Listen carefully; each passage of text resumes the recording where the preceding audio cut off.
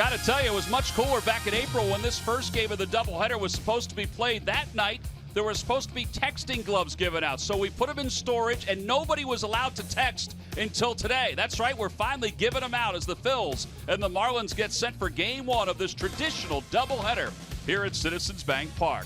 Now, if home cooking is special for the Phils, then we've got some good news. The final 40 games of the season, 26 of those games are here at home. They're 14-18 in their last 32 games here at Citizens Bank Park. The other good news, the Phillies are above 500 against the NL East, and they have 30 games left against the National League East.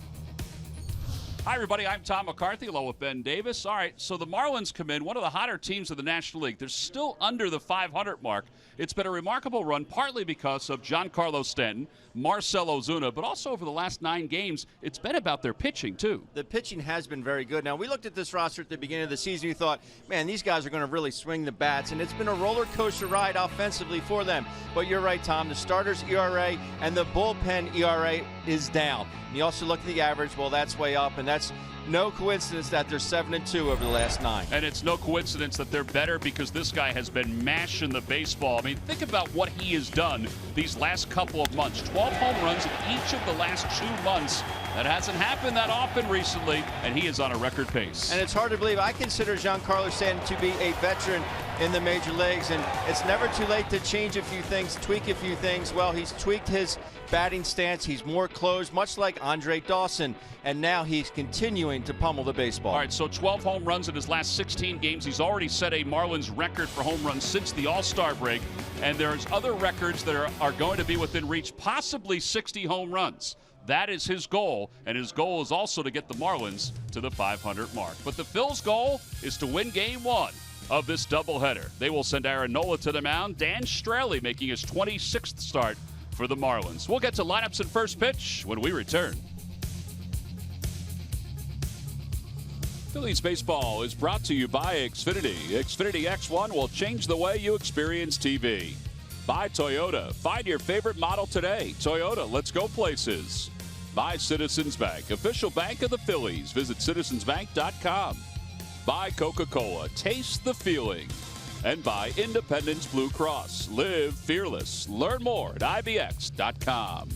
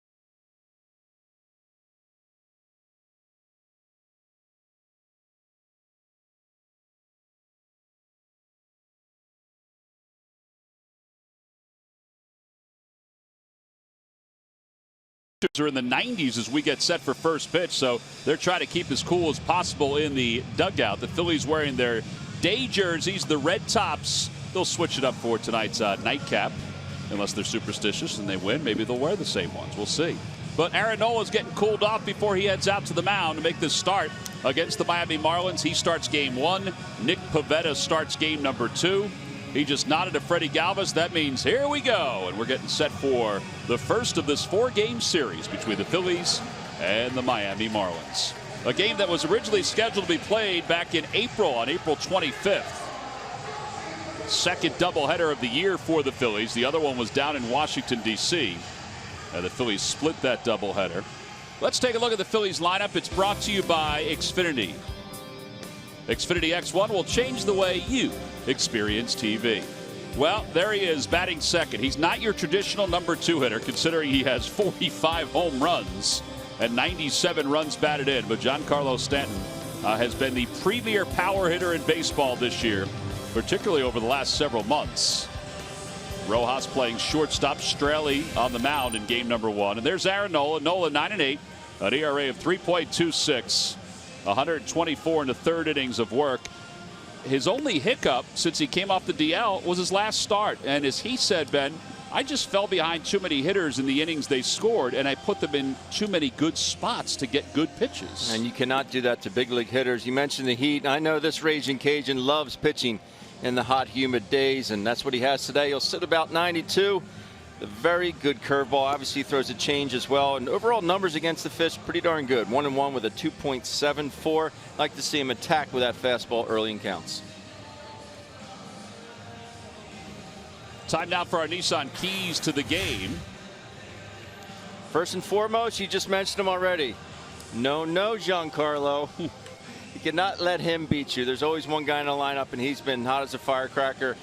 Number 2, continue to use the whole field offensively. That's what they've done the last couple of games against the Giants, which they won. They used the whole field. Right-handers using right field, left-handers using left field. Yeah, they had very good numbers with runners in scoring position over the 4 games against San Francisco, in particular the last 2 ball games. All right, so D. Gordon's going to head to the plate. Clean-shaven Mike Everett is behind home plate. He's the crew chief. And D. Gordon, who has started to come alive these last couple of games for the Marlins. He wasn't part of the offensive party while they were swinging the bats well over the last 2 weeks until yesterday and the day before. Overall hitting .292 with a home run and 25 runs batted in. Maikel Franco in on the grass at third. And the first pitch swung on and hit toward left center field. Williams on the run. It's over his head and it hits the base of the wall. Gordon's on his way to second, and he is there standing with a leadoff double. Can't say that I blame him. I know he's a leadoff guy. He wants to take some pitches, see some pitches for his offense, but you know you're going to get a cookie. First pitch of the ball game, go ahead and have a pass at it. Yeah, that is his 17th double of the year. So that brings Giancarlo Stanton to the plate, who not only is the story of this series, but also the story in baseball, really, recently, the way he has swung the bat. I guess you can go back to before the All-Star break.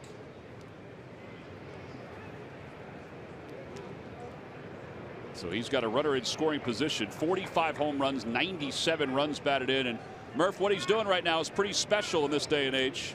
Yeah, it really is, Tom, and I think you're exactly right. He really has been the story of baseball over the last couple of weeks. And, you know, it all goes back to a change that he made in the middle of June. He decided that he wanted to close up his stance, as Ben mentioned in the open to the broadcast. He closed it up. He's got his front foot closer to home plate than his back foot, and he uses his rotation of his body. He's so strong that that's all he needs to do, and this has been the results. How about this? And just in the last 16 games, these are the 12 home runs he's hit, except for the one opposite field. He has been pulling everything and pulling everything with a ton of power.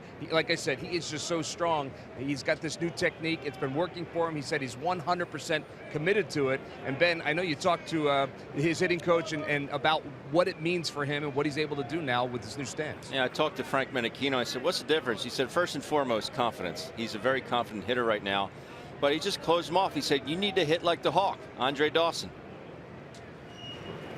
Pretty good guy to learn from in Andre Dawson. I mean, he was starting open and then he was finishing open. Taking a look here. as he closes off, but he was never getting back to even. Now he's starting closed, and when he takes a stride, he's getting back to even, meaning his feet are perfectly parallel to each other. Yeah, he implemented this on the 19th of June in a half-hour hitting session as Nola pitches low, and it's obvious that Nola's trying to get him to get himself out, and everything's away, away, away. The Phillies' objective in this series, and this is the objective I think of a lot of teams, is to try to pound him inside and then go away. But with a runner in scoring position, it looks like they're taking a little different tact. I mean, he is basically square away to second base, right where Cesar would typically play. Ooh, he takes a 3-0 fastball for a strike. It's 3-1. I mean, his feet are perfectly lined up towards basically where Tommy Joseph is playing at second base. Yeah, we'll get into all the numbers as the series goes on, but I mean, they are really impressive. I mean, 24 home runs in his last 59 games. 3 balls and 1 strike to Stanton. And a bouncer left side. Freddie Galvis looks Gordon back. And in time, they got him out the first time. One of the funnier comments was from Larry Boa, who said, yeah, we're going to pound him inside as much as we can, and then we're going to go soft away. He goes, and we're also going to put 7 men on the left side of the diamond and see if he can punch a single to the opposite way. And that's what they did.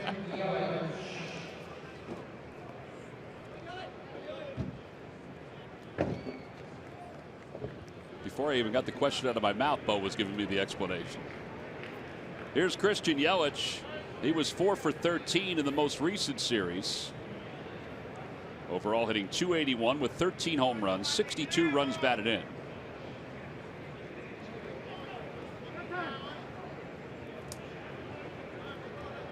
The guy on second base, D. Gordon, he has driven in, he has 62 RBIs. 30 times he's driven D. Gordon in this year.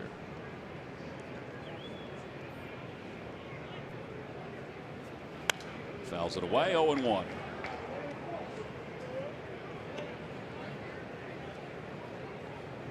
The other thing Pete said too about Giancarlo Stanton, he said, I have a lot of respect for the 2 guys behind him too. Yes. He said we have to be careful with those 2 guys too.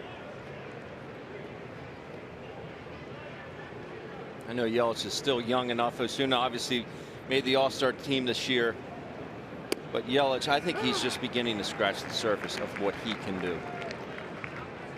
Yeah, he might be a little down offensively compared to last year, but still is a very good hitter and a very good defender too. Yes. No balls and 2 strikes with a runner at second base here in the first inning.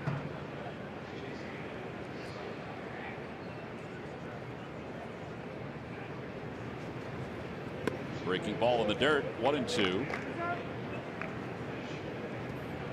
Aaron Nola's last start against the Marlins was his final start before going on the disabled list. In that game, he only went 3 innings. He allowed 5 hits and 4 earned runs, but that's when the back started to tighten up, and that's when he started to have his issues. But Ben mentioned the overall numbers in 3 starts, a 2.74 ERA. Out towards shortstop, just past Freddie Galvis, and the Marlins will take a 1-0 lead. Yelich trying for 2, and the throw will be offline. It's going to be a double. So 2 doubles in the inning, and the Marlins are on top 1-0. He even hesitated going around first base, little stutter step, but still made it into second base quite easily. Well, Freddie Galvis was shading over to keep Gordon close at second base, so that ball was hit where he would normally be playing. Where Freddie is right here at second base, and there's just no way he can get to this baseball to his right. And if Freddie's not going to get to it, nobody is going to get to it. Yelich, he comes out hot out of the box and just stutters right there and then turns it on again. Makes it in just fine. I think he realized that Nick Williams had to field it glove side and then turn and throw, so it gave him a little extra time. Here's Marcell Ozuna.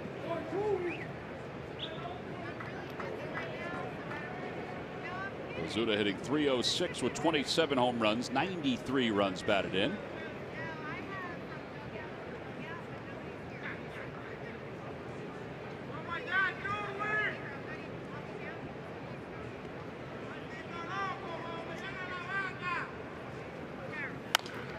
Fly ball down the right field line. Stay in here. Tommy Joseph on the run and out of play.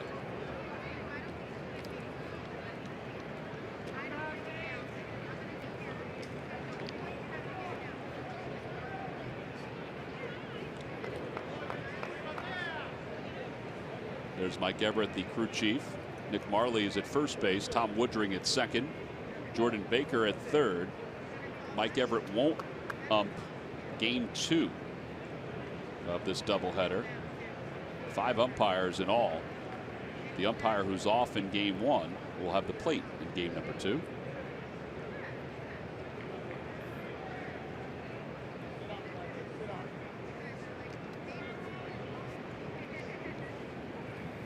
Off the hands, and it's 1-2. That's exactly where you need to pitch a lot of these Marlins hitters. Hard in, up under the hands. That's obviously just going to open up his curveball and his changeup down and away. Once you establish in, you're able to even dot some fastballs down and away.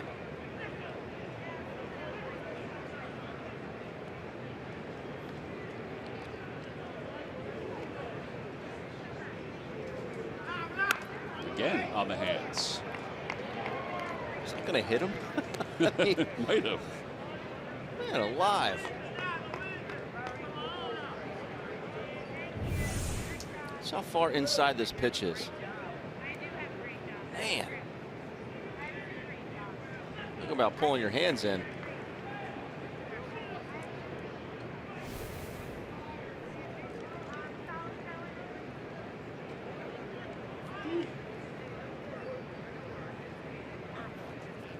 Swing and a miss. He got him out front. 80 miles an hour on that curve. That's a little harder than usual.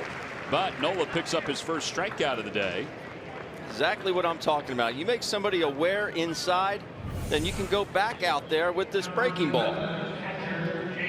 You know, you have to respect, and it's not like Aaron's throwing 88. I mean, he can get up 93 to 95 at times.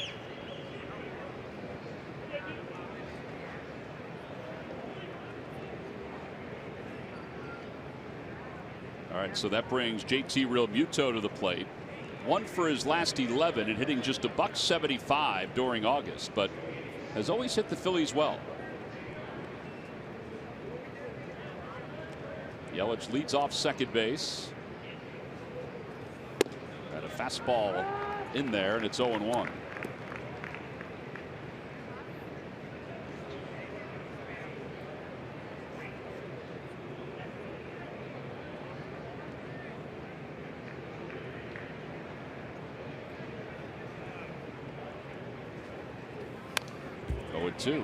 He's got pretty good life on his fastball. He sure does. The only issues was the one to Gordon he left up out of the plate.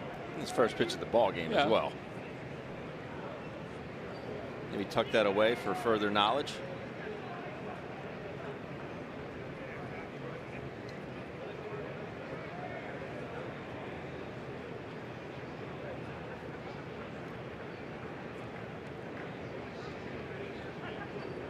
No balls, 2 strikes. Off the hands, foul. Well, Noel's had to work in this inning now. 17 pitches so far, 18 pitches, excuse me, so far.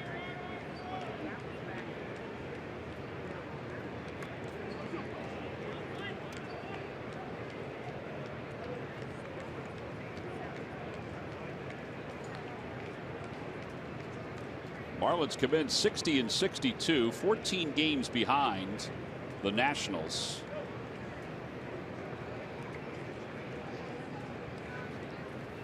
Off the hands, out towards second base. And Cesar Hernandez throws him out. So Nola gives up the 1 run with 2 doubles. One by Christian Yelich, the other by D. Gordon. We'll go to the bottom of the first. It's the Marlins 1 and the Phillies coming up.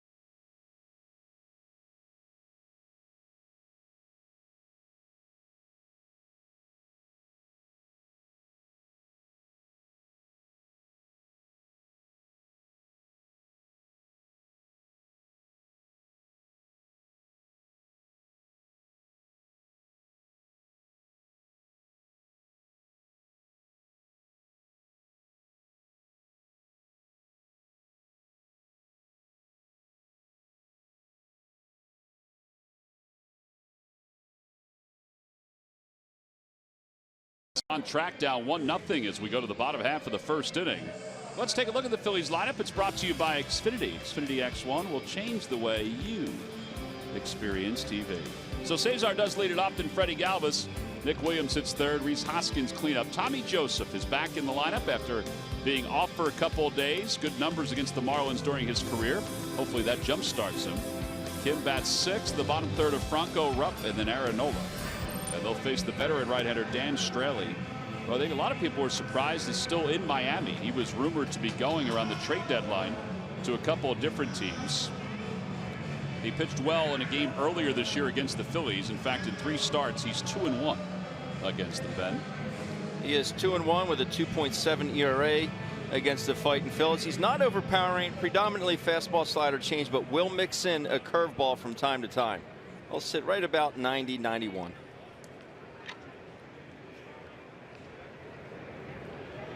First batter he'll face is Hernandez, who had a rough series against the Giants. He was 2 for 19. But overall 5 for 31 on the road trip. And the first pitch a bit low, and it's 1-0. A lot of balls in the air in San Francisco. His season average at 283 with 7 home runs. 2 balls and no strikes.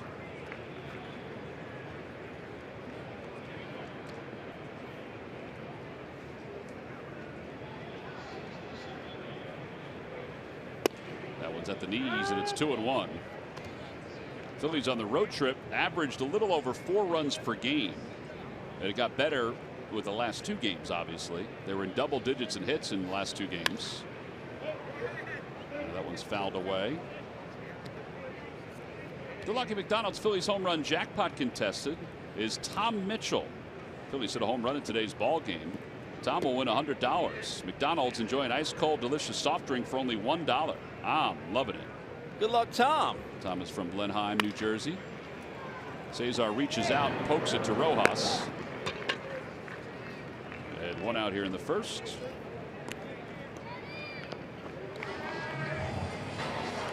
And up comes Freddie Galvis.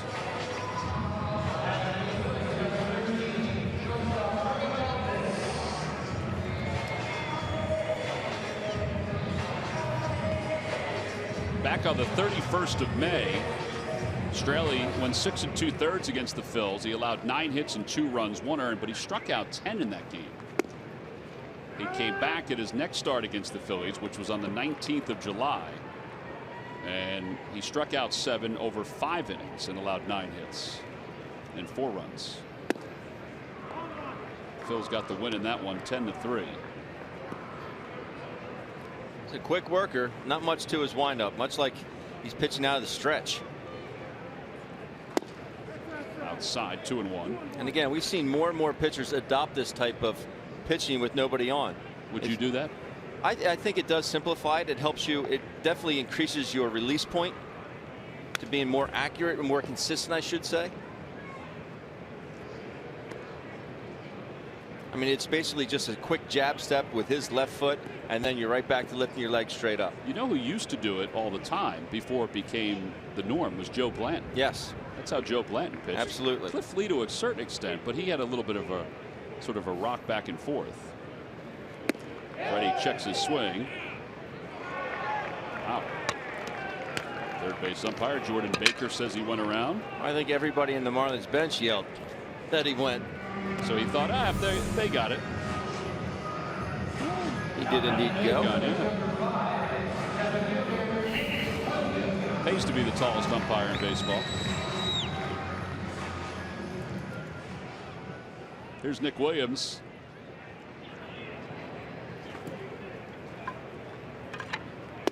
Williams takes strike 1.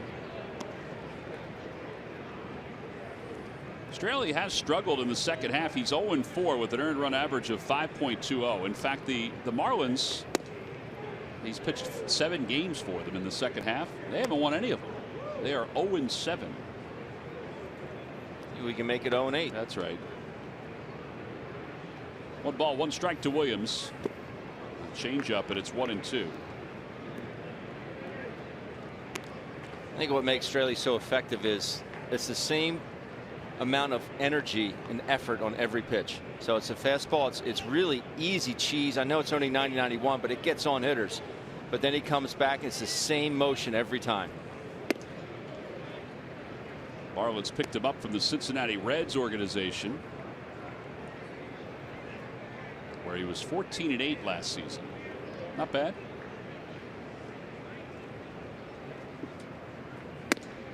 Three and two.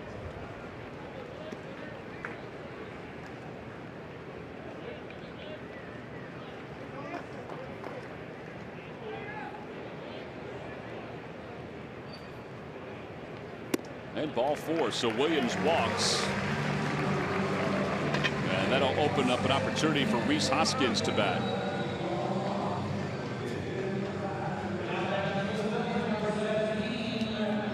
Keep up with the Phils no matter how busy your work week gets. Download the NBC Sports app now and never miss your favorite Philly teams. How many times have we seen this out of Nick Williams, even Rhys Hoskins, get down in the count and be able to coerce a walk out of the pitcher? Well, Nick down 1-2, and all of a sudden, boom, he's on first base. I think that's the progress that you see with a lot of the development of some of the younger players.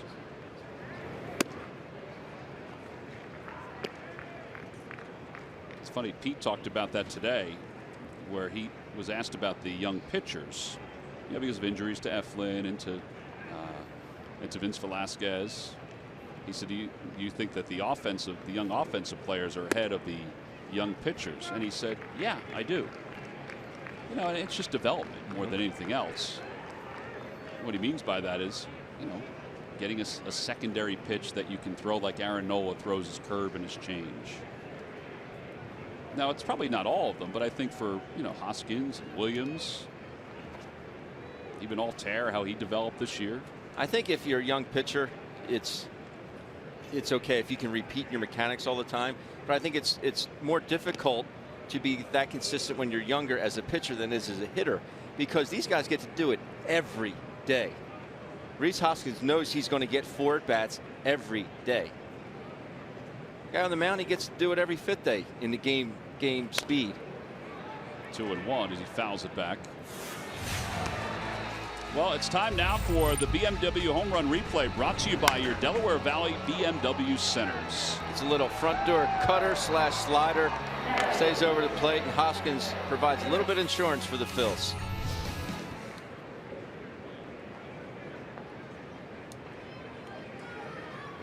Check swing, foul ball, and it's 2-2.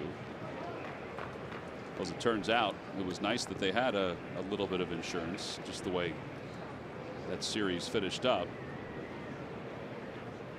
They got insurance the night before on the rough home run. That made it a little easier, just a little bit.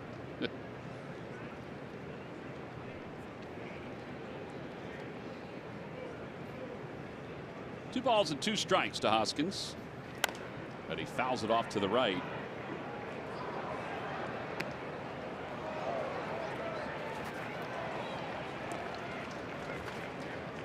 It's a 21 pitch first inning for Straley, which quite frankly has been the problem, or one of the problems, for the Marlins, because their starters just aren't going deep into games. Another one fouled back.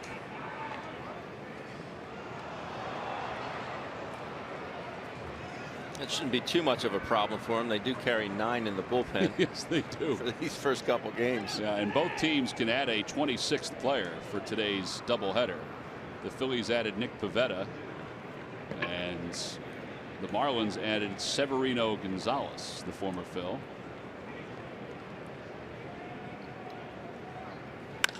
That ball's hit well out towards center field. Yelich on the run, back toward the fence, and it's off the top of the fence.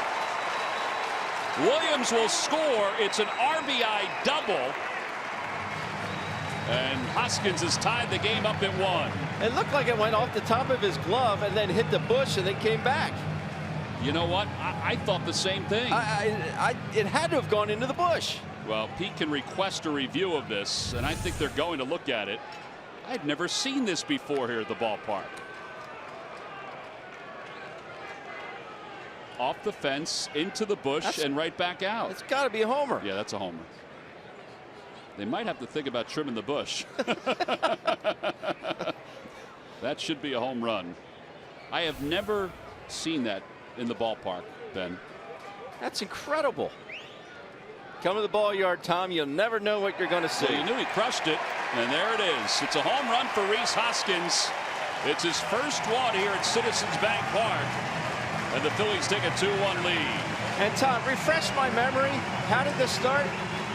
Oh yeah, 2-out walk. Another big fly for Rhys Hoskins, and he is feeling good. Plenty more to come here, CBP, Rhys. Makes a winner out of Tom Mitchell. He's won $100 thanks to the McDonald's home run jackpot. Way to go, Tom. The fastball center cut. And that's just quick hands from Rhys Hoskins. He gets down in the count again and just drives it out to center field. Initially thought that's a good, powerful swing. Level swing, really uses his legs. And now Tommy Joseph is up. How about 6 home runs now for Hoskins, 11 RBIs.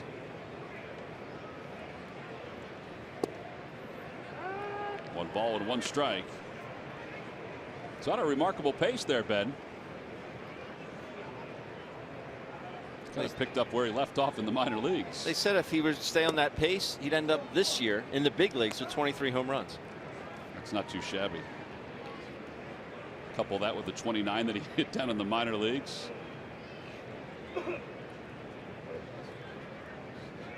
1 ball, 2 strikes to Joseph. And he fights it off foul. He came in with the 5 home runs in his first 11 games. Last 11 games. Yeah, first 11 games. Bobby Estalella had 5 over 2 seasons in his first 10 games in the big leagues. 1-2 pitch to Joseph. Check swing.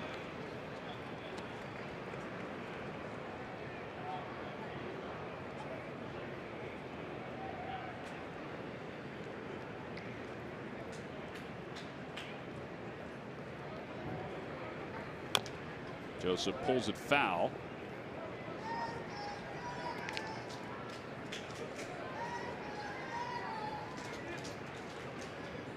It's amazing, though. If you're a pitcher, you just have to tell yourself, you get 2 outs in the inning. You have the batter in the hole, 1-2. You just have to keep going. You have to.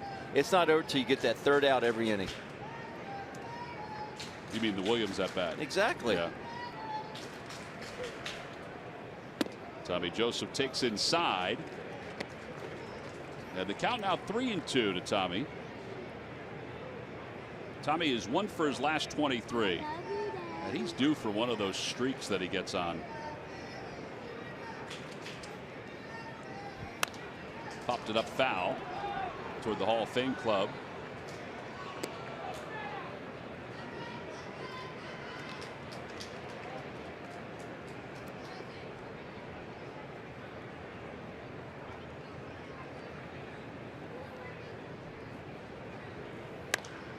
Down the right field line, and that'll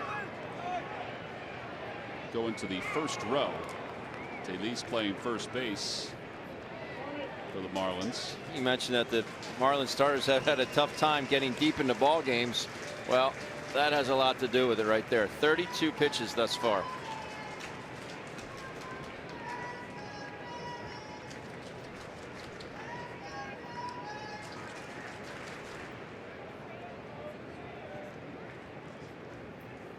Swing and a miss. So Joseph strikes out, and that wraps up the first inning. But as it turned out, it was a productive first inning for the Phils, thanks to Rhys Hoskins. Originally, this was ruled a double, but then after they reviewed it, they realized it went out of the ballpark and then came back in. A 2-run home run. Well, that's a pretty sweet swing. We'll go to the second. It's the Phillies 2 and the Marlins 1.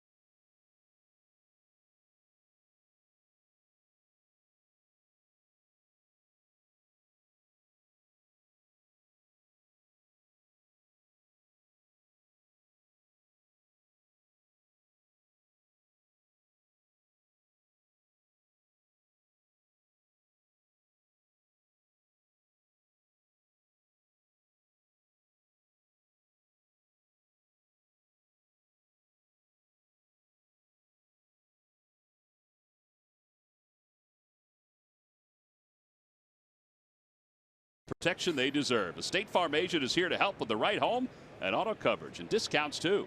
Talk to a Philadelphia area State Farm agent or call 800-STATE-FARM. We begin the second, and Derek Dietrich will lead it off. He takes a pitch low.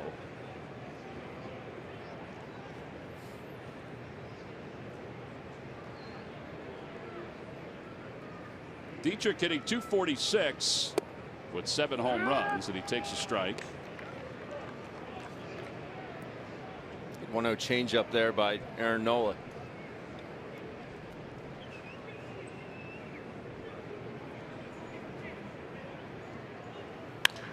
Opposite way and out of play, and it's 1 ball and 2 strikes.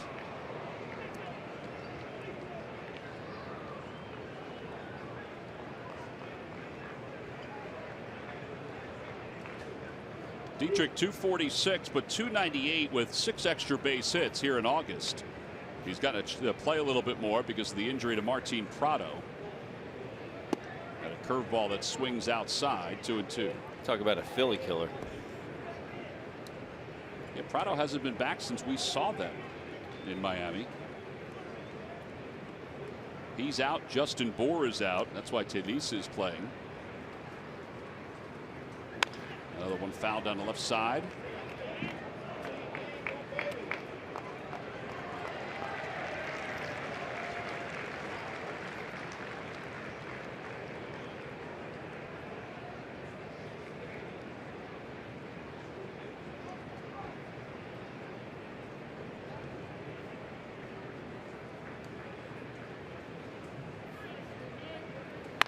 That was rocketed out to right field. On the run is Kim.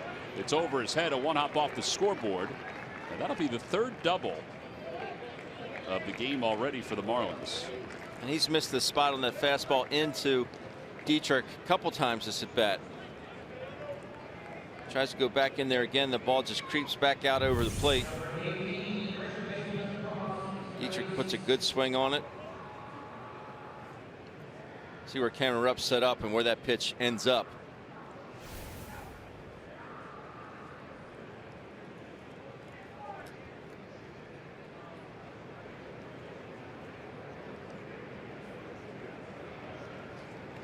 Tomas Telis hitting .241, 13 for 54.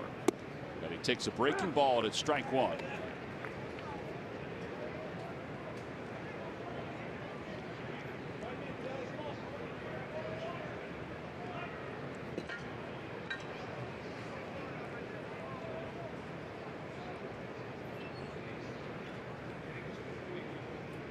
He was 2 for 9 in the series against the Mets. And he bounces that to the right side. Tommy Joseph will flip to Nola covering. 3-1 on the putout. And 1 away here in the second. And that'll bring Miguel Rojas to the plate. Thursday, when the Phillies take on the Marlins, Jake Thompson is scheduled to pitch for the Phils. It's a 1:05 first pitch. And also, all fans coming to the ballpark, since it's a Citizens Bank Business Person Special, you'll receive the Pride of the Phillies print featuring Freddie Galvis. That is free to all fans. Get your tickets now by going to Phillies.com. Rojas playing shortstop. JT Riddle was basically the everyday shortstop for the Marlins after they traded Adeiny Echeverria, but he's on the disabled list. So Rojas gets a chance to play. Infield is back. Galvis sweeps it and makes the play. Throws to first in time. An excellent play. The run scores, though, and we're tied at 2. Nice play there by Freddie. Might wonder why was the infield in with the 8-hole hitter up and 1 out. Well, it is only the 2nd inning. But I think if the infield is in right there, I think that ball sneaks through for a hit. And you have a man on second with a pitcher up who would be up there to bunt. I think you're right, because Franco was kind of in anyway. And exactly. He couldn't get it. Exactly. So this ball gets by Michael, and if Freddie's in, it definitely gets by Freddie. So now Straley, who is 1 for 41 as a hitter. Take strike 1.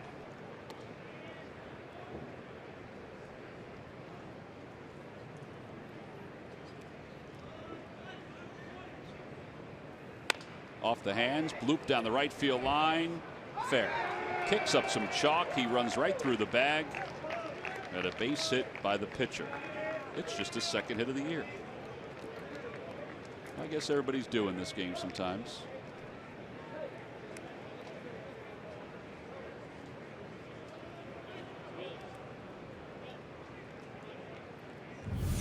You couldn't ask for it to be any more on the line. Take a look at our pitch cast presented by Mazda.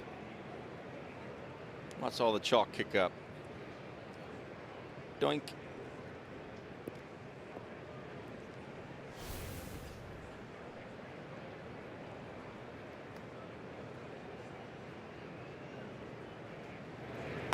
Gordon gets a curveball in the first pitch, not a fastball, which he doubled with his first time up and scored his 84th run of the year.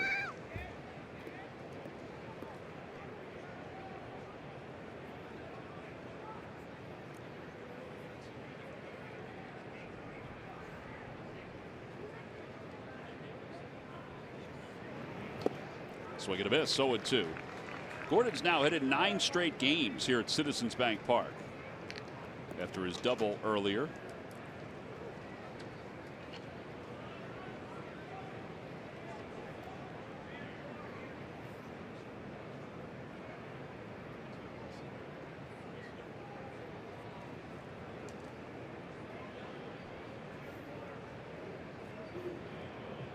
Short lead for Straley off first. They run a fastball outside, 1-2.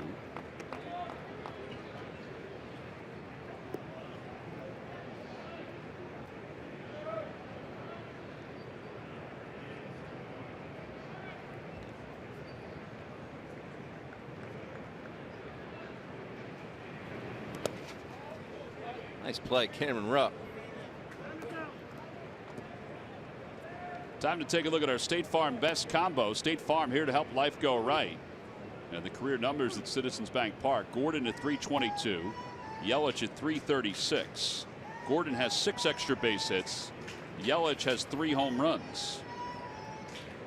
The guy that hasn't hit here, which is surprising, is Stanton. I mean, from an average standpoint.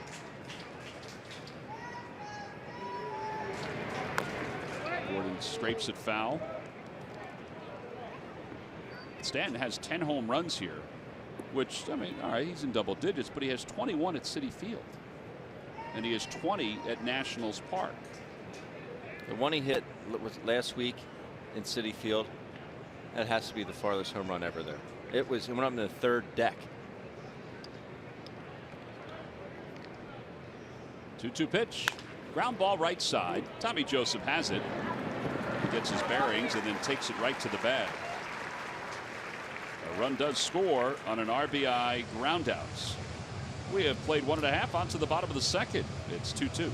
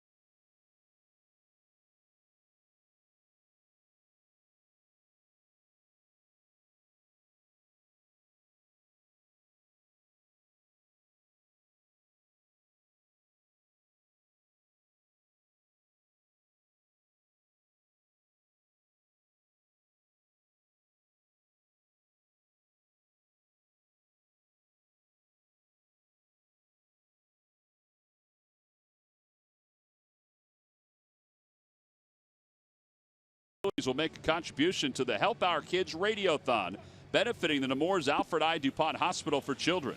You can find out more at nemours.org/radiothon. Well, the Phillies have 2 runs so far. It's a 2-2 game as we go to the bottom of the second. Phillies got their 2 runs and a 2-run home run by Rhys Hoskins.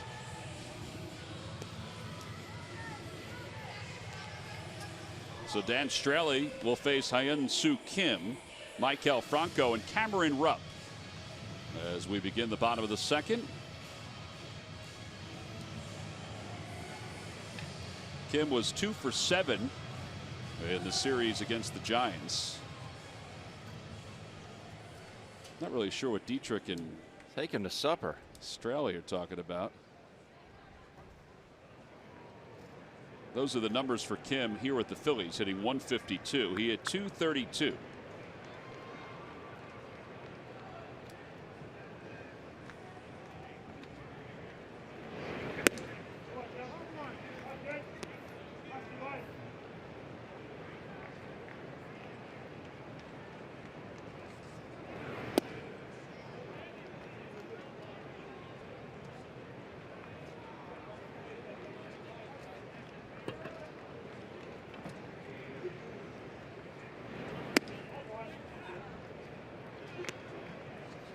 And 0 to Kim.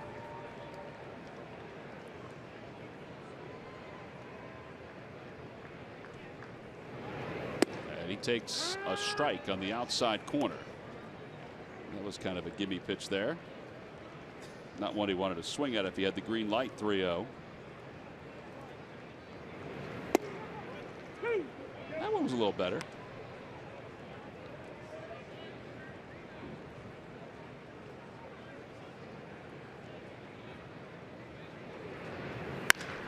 To the right side, and D. Gordon has it. And it turns out to be an easy play. 4-3 on the putout. And Maikel Franco is coming up. I think the Marlins are a little surprised that Straley has struggled so much since the All-Star break, because in June and July, for most of July, he was 4-2 with an ERA of 3.15. It's just odd sometimes how, and I guess it happens with hitters too. You go through these ebbs and flows. Kind of hard to get out of him sometimes, and Straley is struggling with that right now. Throws a breaking ball as you see the standings in the East. Marlins are trying to get back to the 500 mark. It didn't help the Braves when they did it. 0-2.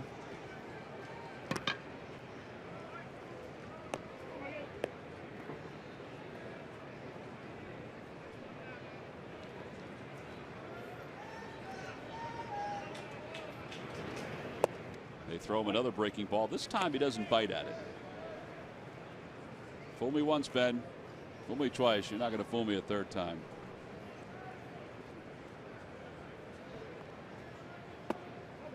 Change up.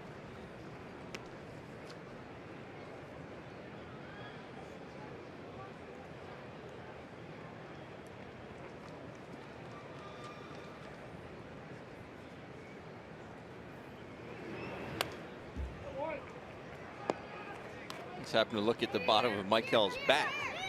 Apparently he really likes the feel of Pedro Florimon's bat. Hey, Pedro had some hits with that the other day. Yes, he did. Click on that knob and see an 18 on the bottom. There you see it. Just a bit outside. 3-2. It's kind of the same situation as Nick Williams in the first, where he was working ahead and then wound up walking him. Let's see if Maikel can finish off a walk here. 3-2 pitch. And he's down on strikes. A foul tip. And that's the third strikeout for Straley. After ball 4, but Maikel looking fastball there. Got a slider and swung over the top.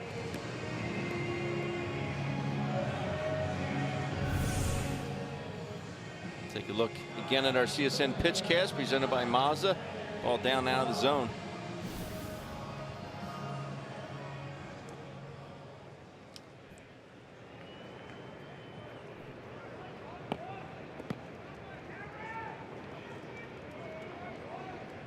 So now Cameron Rupp. Cameron's had a tough go of it against the Marlins this year. He is 1 for 16 against them.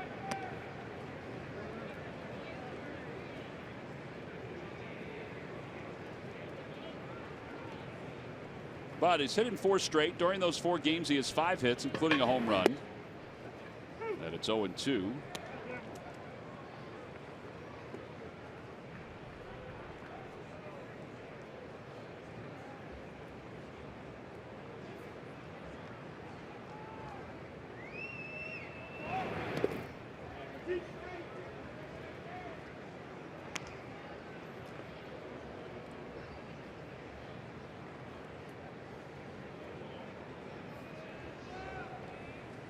Little in-game conversation between Alfaro and Pete.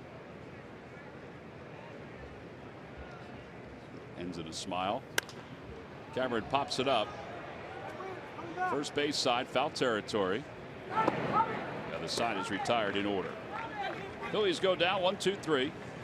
We have completed 2. We will go to the 3rd. By tomorrow, Matt will not need to cool off like that.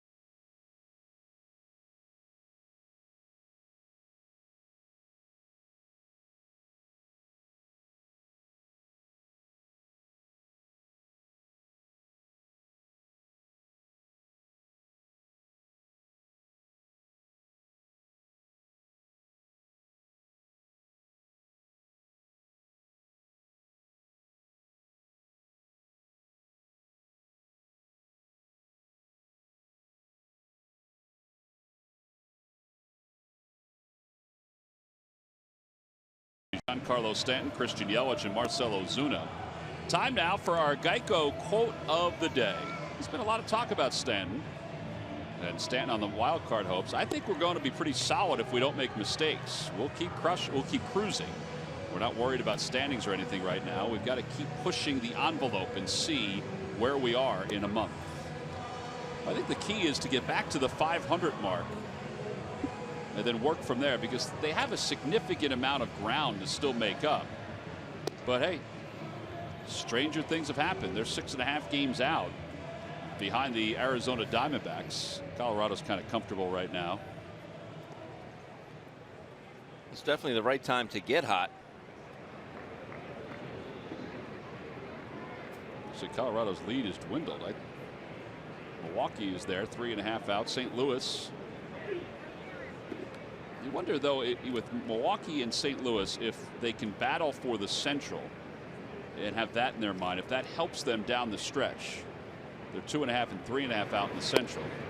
As Stanton takes a strike, and it's 0-1.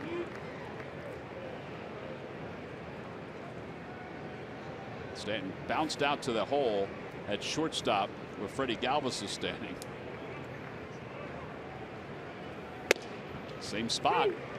0-2. And you said you went down to try and talk to Giancarlo today, and where was he? They said he was in the weight room. Big fella. It's another thing Frank Menachino said, the Marlins hitting coach. He said everyone was on me and on him.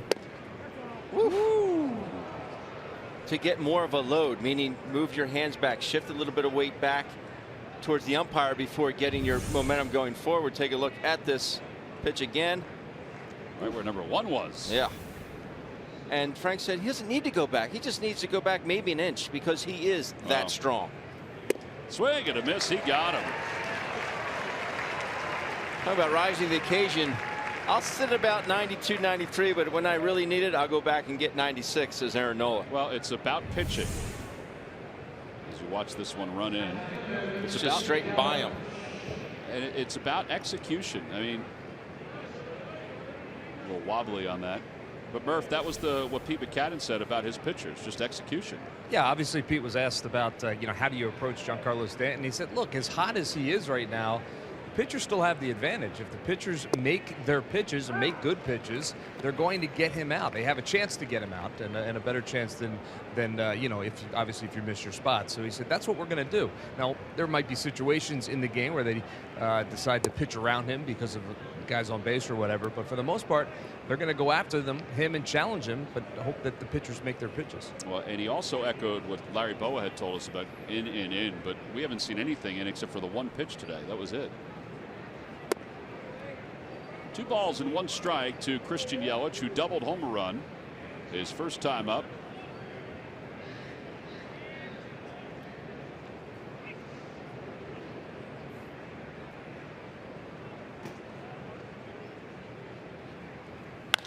Fly ball center field, and Nick Williams is under it.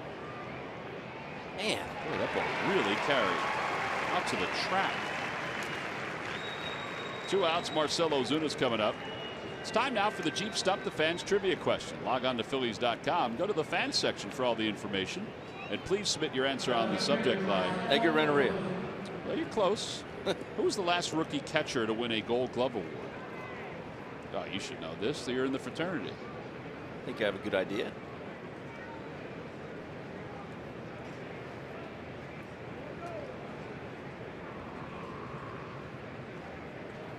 Marcell Ozuna takes a bit outside. Boy, it'd be nice to get that pitch all day, wouldn't it?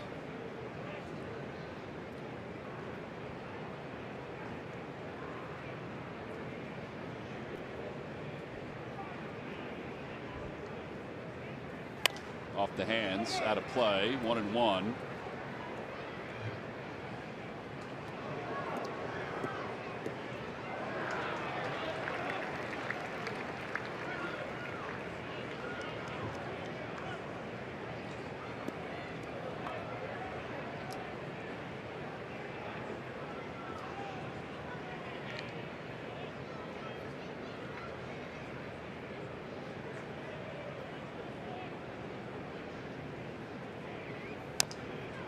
Good change up, and now it's 1-2 to Ozuna. Ozuna in the first half of the season had 23 home runs. He's having a solid year. 306 average, 93 runs batted in. Home run wise, he's cooled off a little bit since the break. He has 4.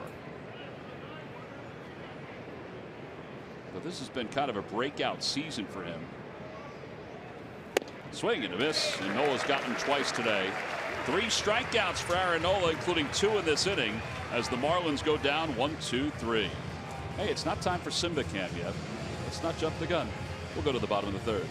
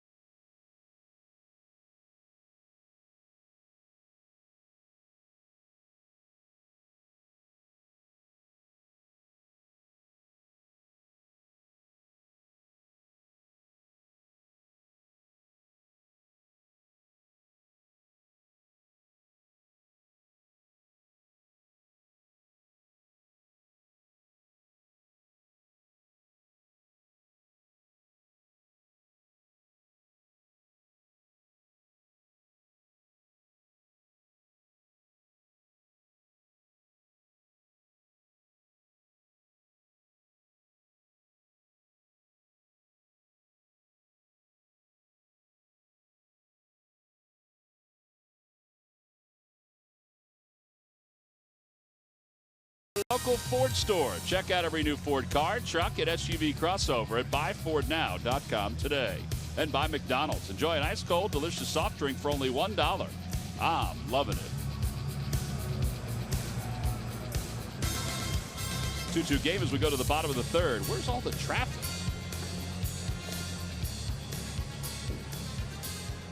There was a lot of traffic this morning. I was rolling around the University of Pennsylvania, coming off South Street. Pretty crowded. Aaron Nola swinging a miss. It's 0-1.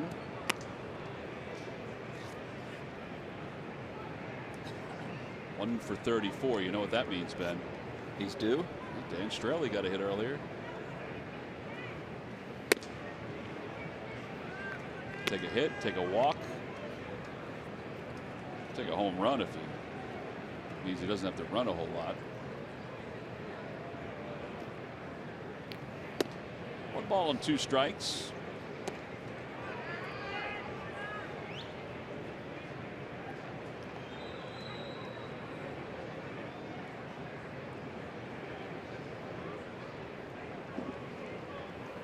And Aaron Nola goes down on strikes. First out here in the third. And back to the top of the order for Cesar Hernandez. Following this 4-game series, the Phillies will take on the Chicago Cubs. It starts on Friday night at 7:05. It's Goya Latino Family Celebration Night. There's also a theme night where you get a great scarf if you order your tickets by going to Phillies.com/theme night. And then Sunday, a 1:35 first pitch. It's the ShopRite back to school alarm clock for kids 14 and under. You want to come see the Cubs? Come on out. Cesar grounded out to shortstop to start the bottom of the first. Way out in front of a changeup. 1-1.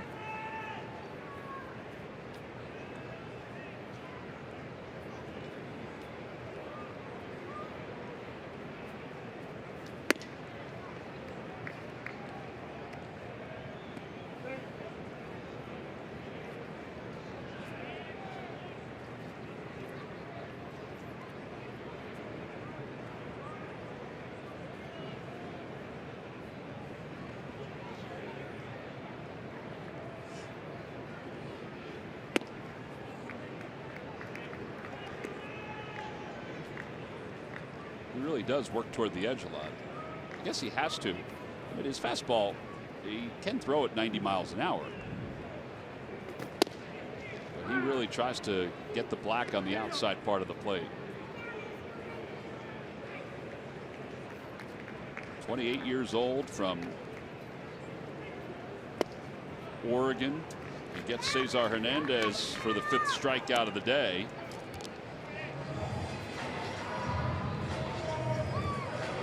Cesar's just not picking him up. I mean, this pitch is not a whole lot on it at 90, and Cesar way late. Way late. He's had 5 full counts already, which is why he's at 60 pitches. And now Freddie Galvis. Freddie's picked it up offensively. He had a really good weekend in San Francisco up until the last game where he was hitless, but 6 for 18 with a couple extra base hits against the Giants. His swing was a little flatter.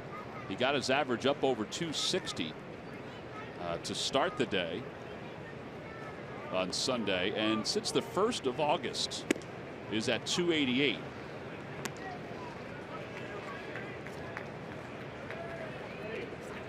That's an awkward swing at a fastball. He's not hitting a lot of home runs after 20 last year. His last home run was the 21st of July.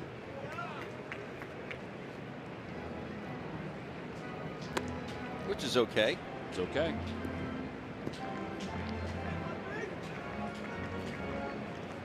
Two balls, 2 strikes to Galvis. Freddie lays off 3-2, 6th full count.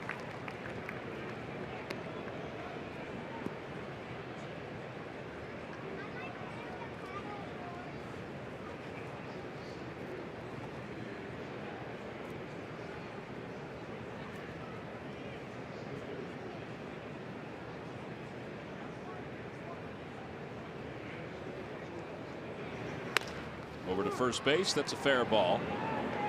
And the putout goes 3-1. So both pitchers with 1, 2, 3 thirds. Strahle has retired 7 consecutive. He has 5 strikeouts through the first 3 innings. We'll move to the 4th game 1 of this doubleheader. It's a 2-2 game.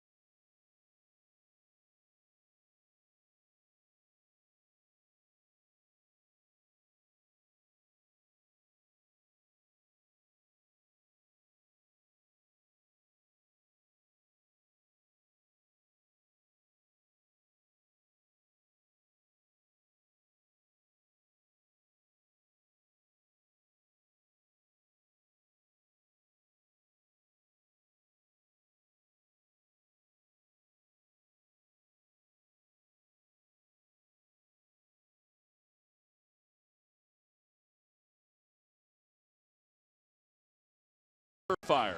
It cleans the air of toxins and allergens and clears the air for your employees. Literally. Nobody does it better than who? But W.B. Mason.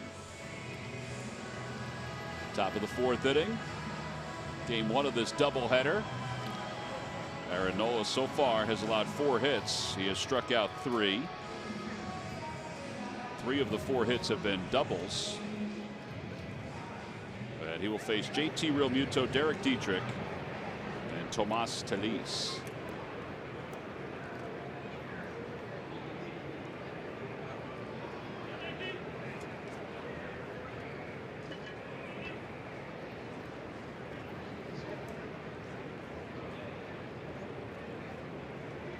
Realmuto grounded out his first time up. Fly ball right center field. It's not deep. And Nick Williams calls off Kim. 1 out here in the 4th. Well, before the ball game today, the Phillies held a moment of silence for Felo Ramirez, the Hall of Fame announcer for the Miami Marlins, Spanish announcer for the Miami Marlins, who passed away earlier today. Felo, 94 years young, was injured when the Marlins were here in Philadelphia earlier this year, and because of those injuries, passed away earlier today. Wonderful man, very quiet man, but a beloved man in South Florida and in Cuba. And for more on that, let's go to Greg Murphy. Murph. All right, thank you very much, Tom. Yeah, here with Angel Castilla, who is our Spanish broadcaster for the Philadelphia Phillies, of course. And I know you had a relationship with Felo, but I wanted first for you to kind of put in perspective the career that he had, Hall of Fame career that Felo had. Well, we are talking about a man that started his career in 1945 back in Cuba and came to United States in 2016. Before he came to United States, he works in the Winter League in Puerto Rico, Venezuela, not just calling baseball games, calling boxing. So he's a man with a long career. It's a sad day for us, for Latino community, especially Latino Spanish broadcaster, because we are talking about from a man with a big reference for us. Yeah, in a lot of ways, you know, we all have our heroes growing up in this profession, guys like Harry Callis and Vin Scully, of course. But for you guys, Felo was certainly right there at the top of the list when guys that you learned from and watched and tried to absorb, right? Well, Felo, Jaime Jarrín from the Dodgers, they are the biggest reference for us. Particularly, I learned a lot from Felo. He was not just a professional guy. He was a funny guy. He always come with a joke, trying to make you feel comfortable, make you feel like, hey, you can come to me and ask me about anything about baseball or whatever. He was really, really nice man, and today is a sad day for us. Absolutely. 94 years old when he passes, and you just think about so many years in sports and so many years doing so many different things, calling World Series games, calling All-Star games, a Hall of Famer. That's a source of pride, I know, for the Latino community that he is in the Hall of Fame. Oh yeah, you know, Latinos, you know, we have the baseball inside here, and Fellow Ramirez was a big, big, big man of baseball. Every time talking about baseball, not just when we were playing, when we were just having fun, walking in the rain delays, whatever. He was talking about baseball all the time. He will be missed. Angel, we appreciate your time. Thank you very much. Thank you, guys. All right, Murph, thank you. Again, thanks to Angel for his thoughts. Our thoughts are with Philo and his family and the entire Marlins family as well.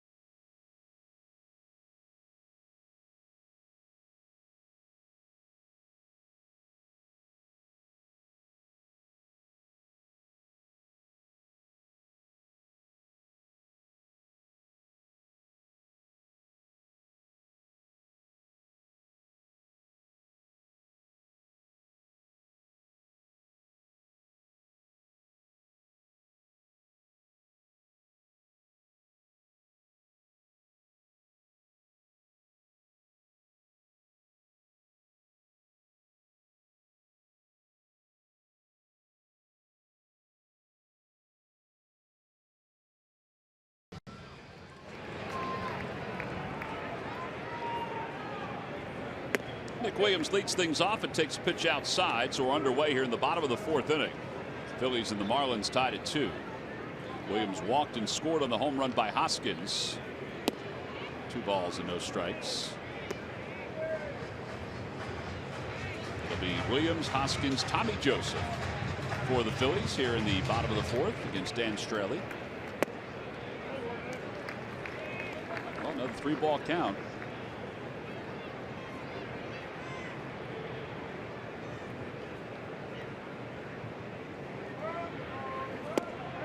There's ball 4, so Williams walks for a second time to bring Hoskins to the plate. By the way, Philo's partner for the last 16 years has been Luis Quintana, Yiki Quintana, who also came over from Cuba, where he was a coach but also a broadcaster. He is going to eventually do the games during this series with Raul Stryker, who's also going to call the Dolphins-Eagles game later this week. Tommy Hutton, our buddy, former Marlins broadcaster, said Philo always brought a smile to my face, an icon in South Florida, a true treasure. And for Yiki, he's had to broadcast all these games since the Marlins were in Philadelphia without his buddy by his side. Hoskins homered his first time up, but he takes a strike, and it's 0-1.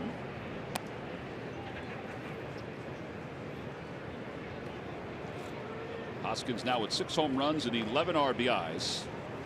He's the 7th major league player in the last 100 years with at least 6 home runs in his first 12 career games.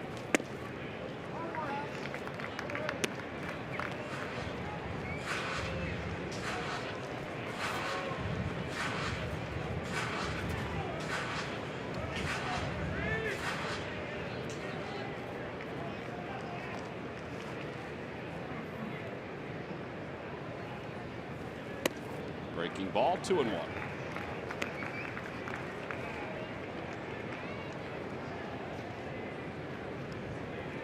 One of 2 players since 1900 to have a 6 home runs in an 8-game stretch within their first 12 MLB games. The other one was last year, Trevor Story. It's hard to believe. Story had 7 home runs over an 8-game period. And this is what happened in the first inning. Fastball. Here to Rhys Hoskins, right off the top of the fence, off the bush, back onto the field. A little delayed in circling the bases, but Rhys Hoskins eventually made it. Put the good guys up 2-1 at the time. I think Rhys had it signaled when he went to second that he thought it was a home run. Bouncer to second base. This might be 2. Ooh, Gordon bobbles. And Williams is out at second. Unfortunately, his slide slowed him up. 4-6 on the putout. Talk about letting the ball play you. You can see this setting up. The less hops it takes, the better off you are as an infielder. He lets his ball play him. It just rides back, plays it into that awkward long hop. And that slows down. He's definitely out at second base. But that slows down the transfer. Tommy Joseph struck out his first time up.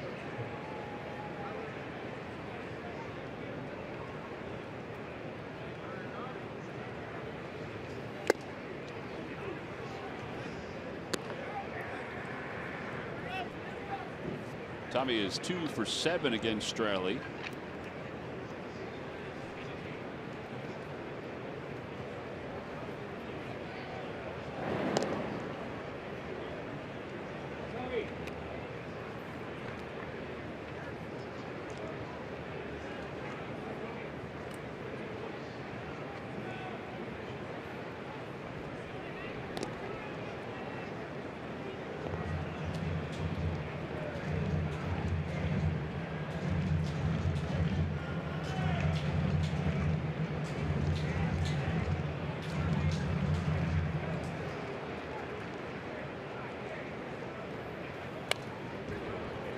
And it's 0-2. See Tommy a little frustrated with himself on that pitch. Hey Ben, you've been through this where you go through stretches where you're just not hitting. You come out of it, but you've been through this before. And you take a look at this pitch here. I mean, these are pitches that first pitch, second pitch. When you're going badly, they're the pitches you miss, and it's 0-2. Bounces it foul. But yet when you're going good, it seems like you're getting that pitch 2-0 as opposed to 0-2. Guy keeps on working though. Yes, he does. You just got to tell yourself, shorten up, be as quick to the baseball as possible. Try and pick up release point, stay short to the ball, simplify it as much as you possibly can. 0-2 pitch coming in at Tommy. Check swing. Mike Everett says he went. 6 strikeouts for Straley. Take a look here from the side. Close. Still would like him to get an opinion from his buddy down there, Nick Marley.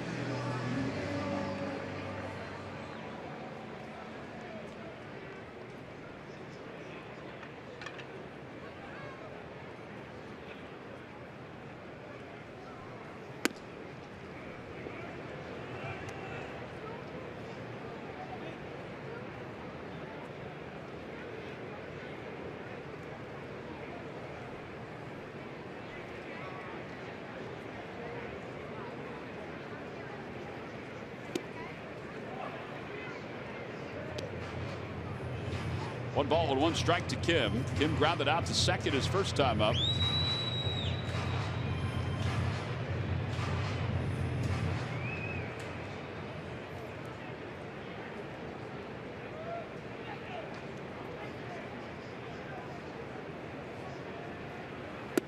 Check swing. He went, says Jordan Baker.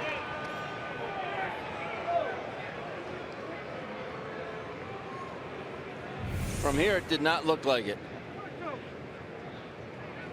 But from there, it does look like it. You thought so? I thought so.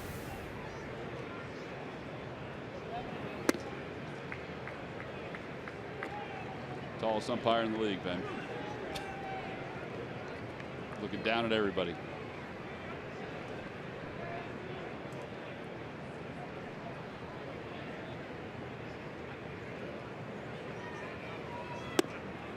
And a strike 3 called.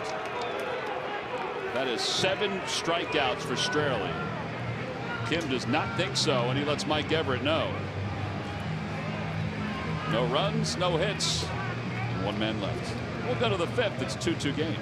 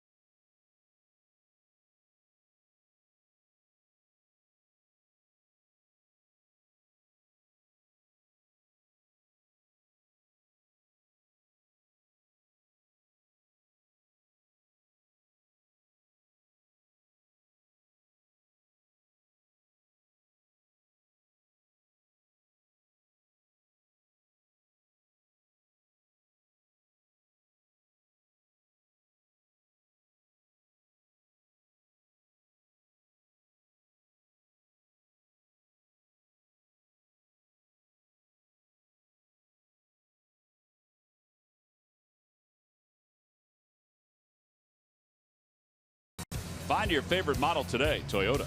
Let's go places. Hazy, hot, and humid day. Perfect spot to get some selfies.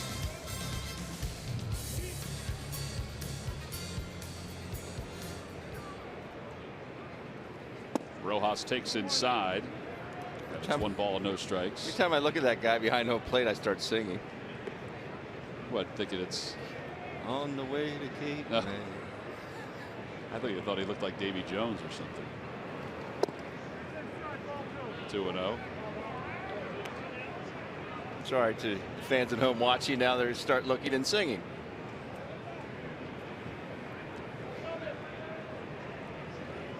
Rojas had an RBI on a ground out his first time up. 2-1.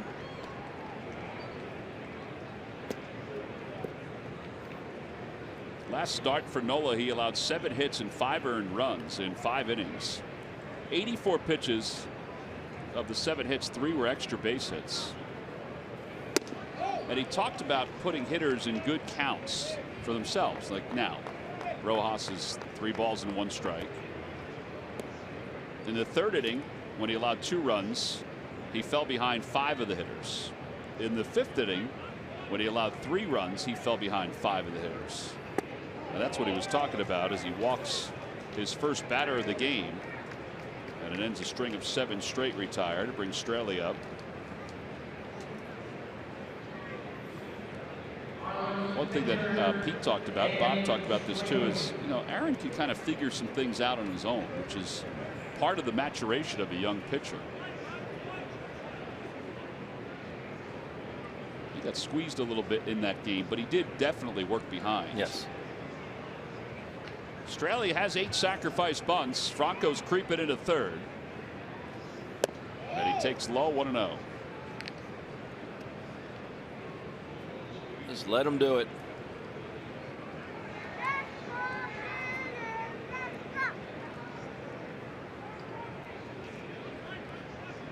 Freddie Gonzalez laying down the signs in the 3rd base coach's box.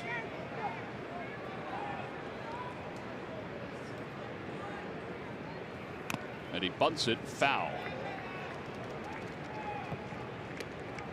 Goes spinning back toward the backstop. There's Freddie, former manager of not only the Fish but also the Braves. Always like talking baseball with Freddie. And now Malvern, PA resident. Oh, I forgot he lived out here. Yeah. Did you tell him all about the Malvern Preparatory School for Boys? I did not.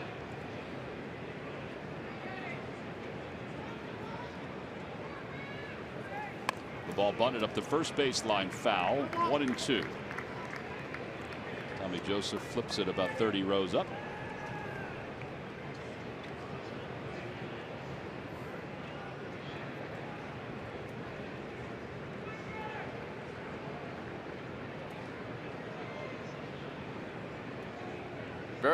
Every once in a while, you'd be able to sneak that second baseman in right here around to first base.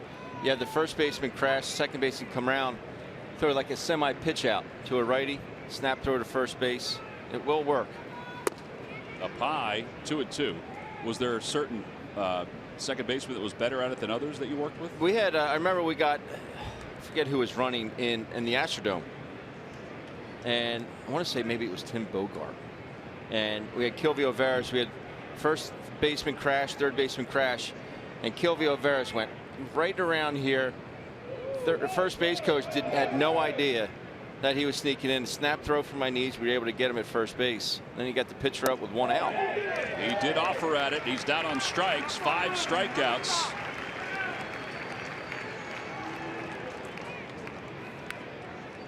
So 1 away. Back to the top of the order for D. Gordon. It's just not a play that works all the time because you can't do it every time because obviously teams are going to catch on to it. But you can mix it in every once in a while. Right? Absolutely. I would think that's kind of gratifying. I mean, for you as a catcher, Yeah. but as a team to get that to work. Yeah, things have to go right. You have to make sure the pitcher's on the same page. Throw that semi pitch out so you're not completely giving it away.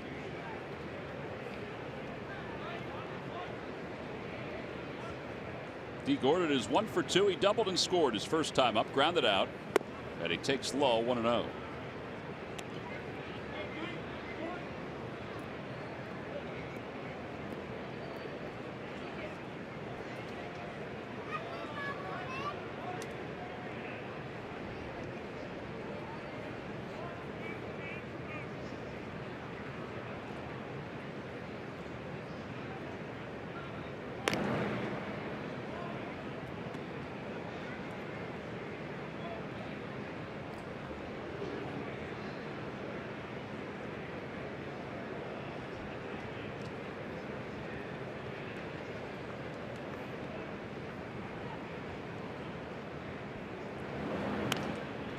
Ball and 1 strike.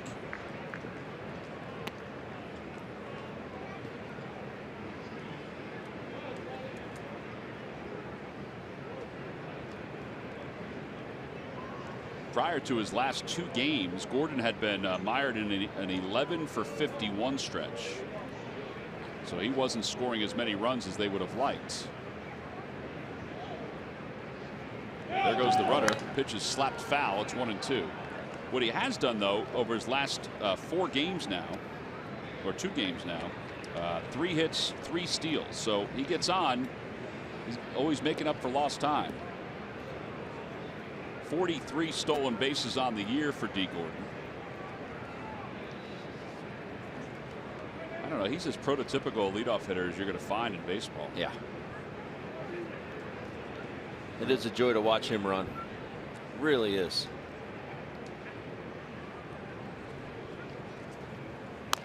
I guess their hope is, and this may not happen, is that he eventually has a higher on base percentage than what he has this season, which is around .330.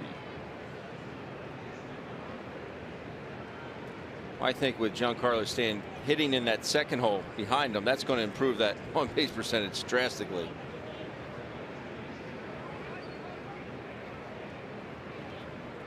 Swing and a miss. He went after one in the dirt. Back-to-back strikeouts. 6 strikeouts for Nola. Well, there are 2 outs for Stanton.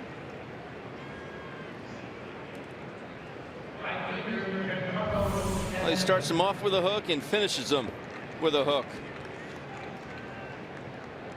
Right over the top. Stanton is 0 for 2.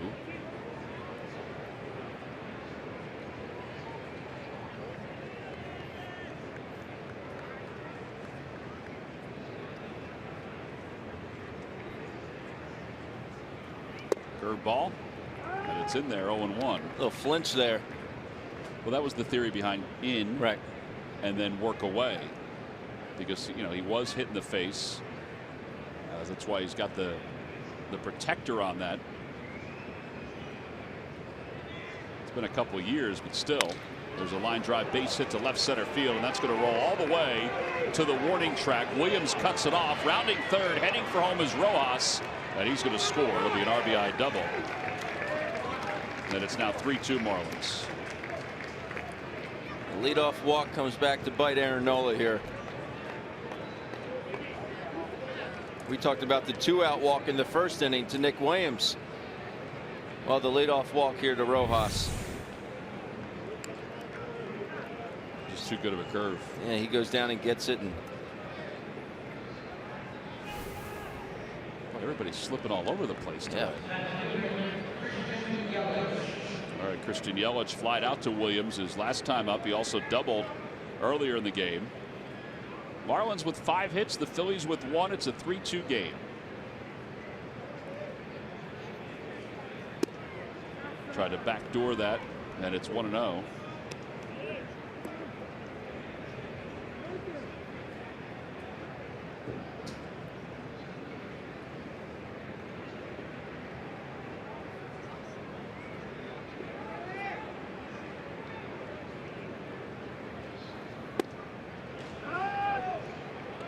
the change up behind the count. It's so huge for Aaron Nola to be able to do that.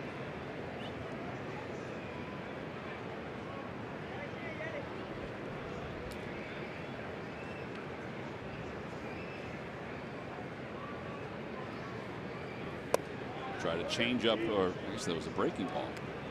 Had an odd break to it, not a normal Aaron Nola break. 2-1.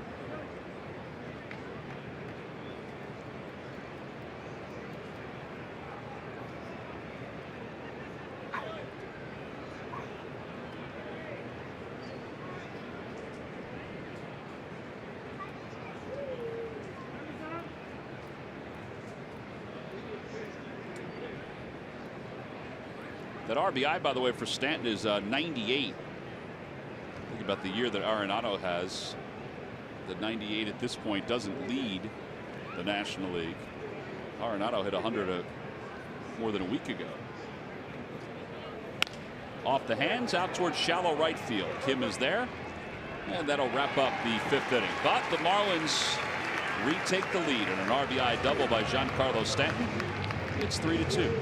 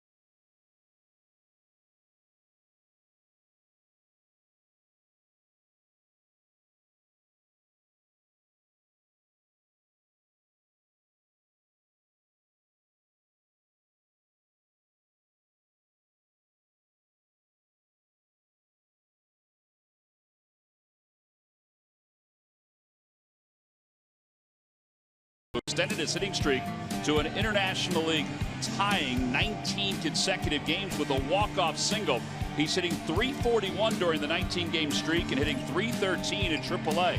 Reading defeated Bowie 5-0. Franklin Kilome went 8 innings, 3 hits, 5 strikeouts in that victory. Williamsport lost to Batavia, and Lakewood lost to Delmarva, despite the fact that Adam Hazley was 2 for 4 with a run scored. Michael Franco will lead it off here in the 5th. The Phillies trail at 3-2. They have 1 hit. That's the home run by Rhys Hoskins. Straley, with a lot of deep counts, with a high pitch count, still has only allowed 1 hit.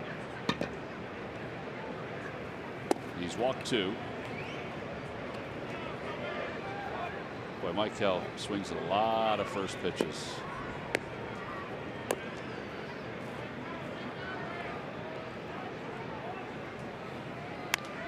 Popped him up first base side. There's no surprise on how they're trying to get him out. It's just see how far he'll go out there with Straley. Away, a little bit farther away, a little bit farther away. If you're hitting well, this isn't a drastic stat. This, I mean, everybody will say, well, it's no big deal. You're hitting well. But he's not, and he swung at the first pitch in 20 of his last 29 plate appearances. That just tells me he doesn't trust himself right now. He's not trusting what he's saying. He's not trusting his hands. He feels that he has to go get it instead of letting that pitch come to him. He's only put the ball in play 3 times during that. Here is Cameron Rupp. He popped out, and he hits one foul, and it's 0-1. But if you're a pitcher and you know that, how easy is that to go out and get a first pitch strike? And again, like we said with Tommy Joseph, you expect that that will change, and he'll go after that first pitch and be successful at some point.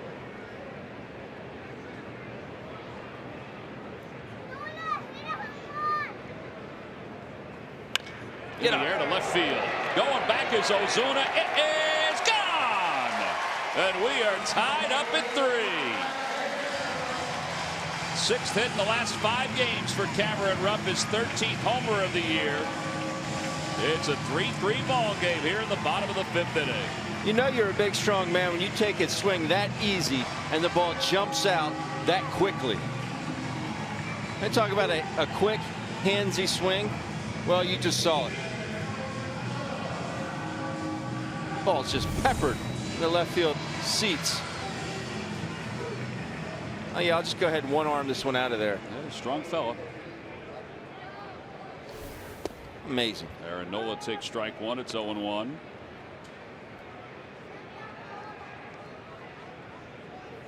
Estimated distance 396 feet.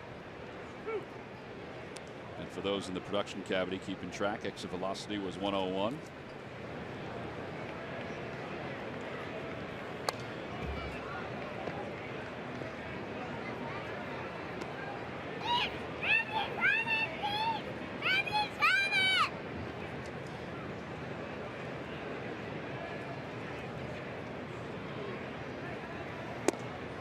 Nola down on strikes for a second time. 8 strikeouts for Straley. MLB.com at bat is your #1 mobile app for live baseball. It has been for a long time. Stay connected with a fully customizable experience. Get the Phil's home screen icons and app features, as well as game day, live game video highlights, radio broadcast, StatCast, news, and more. Download MLB.com at bat today. You can use it for the rest of the season and the postseason. Cesar 0 for 2. 2 for his last 21.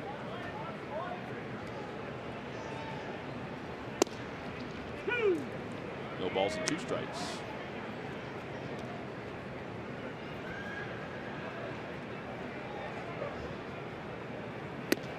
And he's down on strikes, and that will wrap up the 5th inning. But the Phils tie it up thanks to Cameron Rupp and his home run. We are even at 3. It's time to get a slice of pizza. We'll be back right after this.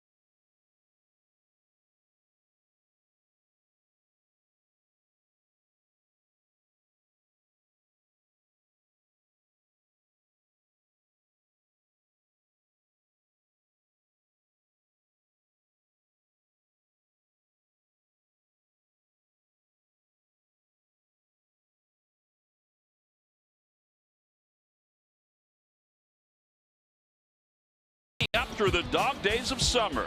Nick arrived at the end of June and put together a solid July. But that was just the preview for August. Just a little past the halfway point of the month, and Williams is batting above 300 with an on-base percentage near 400. The 23-year-old rookie has been very consistent at the plate. Has offered some leather support as well when called upon. And it's brought to you by Independence Blue Cross. Live fearless. Well, the Philly fanatic is looking to get somebody to go dancing with him. So the Philadelphia police officer who is in charge of a little security off the third base line, whether he wanted to volunteer or not, he has been volunteered.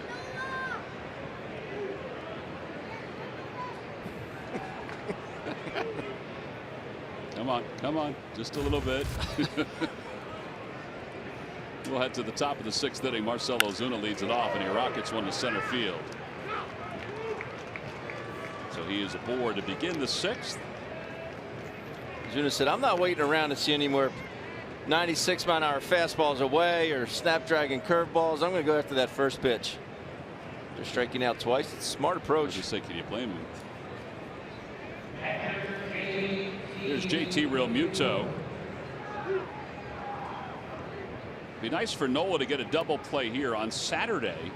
The Marlins matched a franchise record for double plays in a game. They hit into 5 against the Mets. 5. They also had another dubious statistic that they'd like to forget about. They made 3 errors in 1 inning in that game, one of the games against the Mets.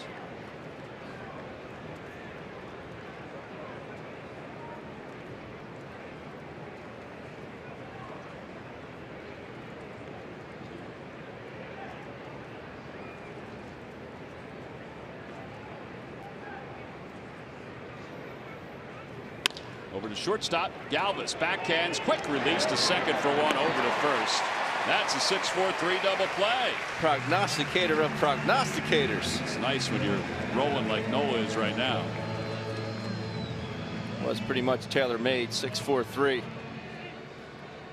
Very sure-handed up the middle are the Phillies. Perfect 2-hopper right to Freddie's right.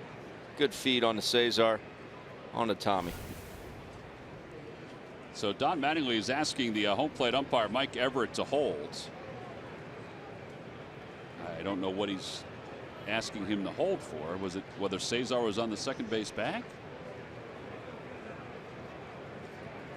Everett just said, come on, Don, let's go. Said, you're out of time. You got to help me out here, Ben. What do you think he was asking about? It couldn't have been about the slide rule. Well, it wouldn't affect him. No, but I'm just saying that's the first thing that came to my mind. But obviously it wouldn't affect him because it was his guy doing the sliding. Unless he thought Cesar was off the bag before he made the throw. Having a clue. I mean, the Realmuto play wasn't close at first. No. Okay, here's the throw. He's on. I guess they thought maybe his left toe wasn't on as he received the ball. Unless he thought he was bobbling it.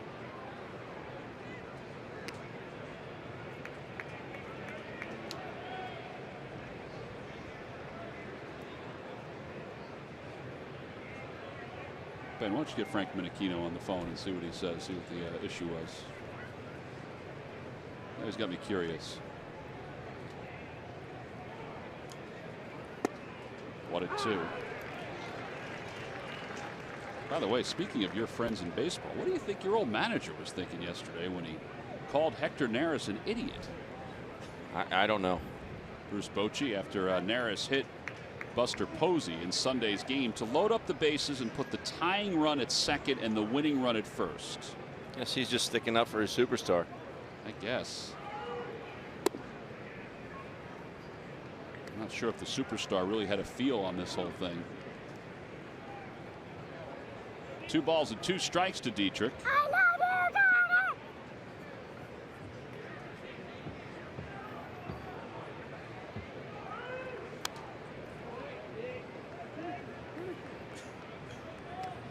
Pete said before the ball game today that he was not pleased with what Bruce Bochy said. I don't think anybody would when another manager calls another player an idiot.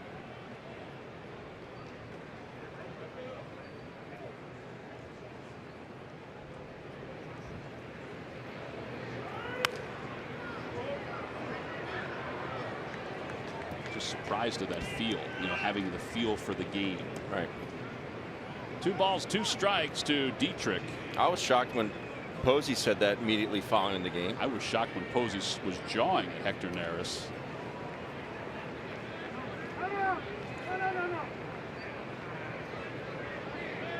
Cameron Rupp is not pleased by Mike Everett granting time there to Dietrich as Nola was in the winds.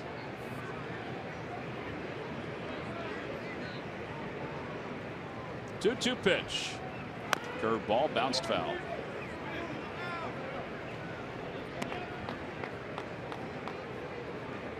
Dietrich has doubled today and scored. He's also struck out. 86 pitches with 2 outs here in the 6th. First inning was a tough one. 21 last inning. Got him. After a breaking ball, 7 strikeouts for Nola. He's allowed 3 runs over 6 innings. No runs, 1 hit, and nobody left. We'll go to the bottom of the 6th inning. Tied up at 3.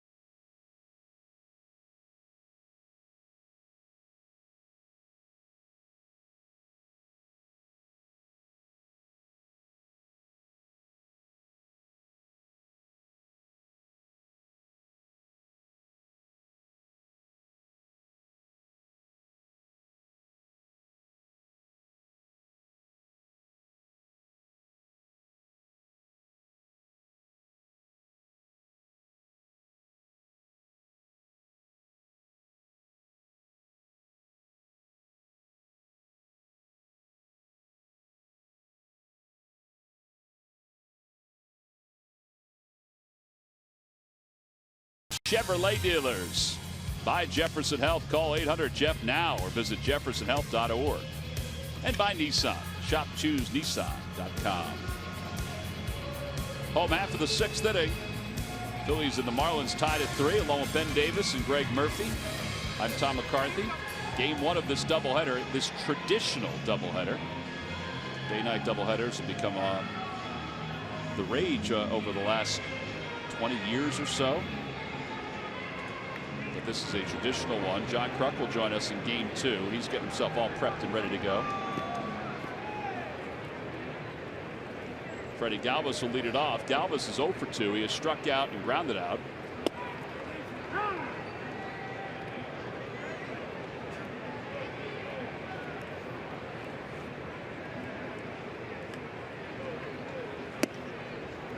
One ball, 1 strike. Straley is about to hit 100 pitches on the day. He's at 98.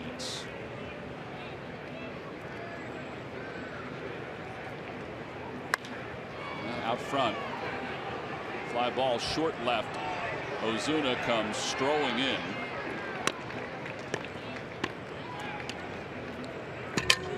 Time now for the Jeep Stump the Fans trivia question answer. All right, Ben, here we go.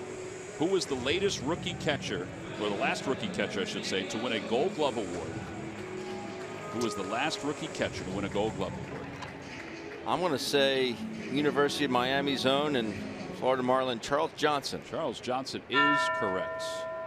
Log back on Phillies.com to find out if you're the winner of a Phillies prize pack. One of the coolest parts of my senior year, I was going to ask you about that.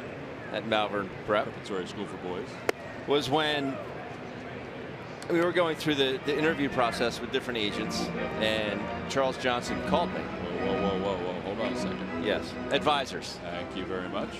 Interview process for advisors. And Charles Johnson called me on the phone.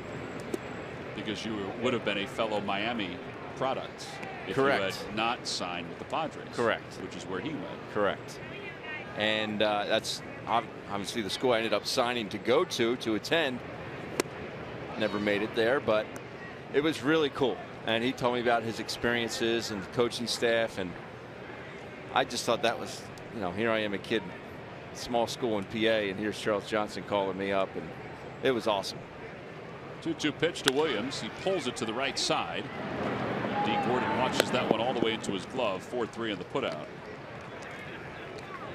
And that'll bring Hoskins to the plate. Did he at any point try to talk you into foregoing Major League Professional Baseball to go to Miami at that time? No, he was just basically pointing out all the pros of being a Hurricane.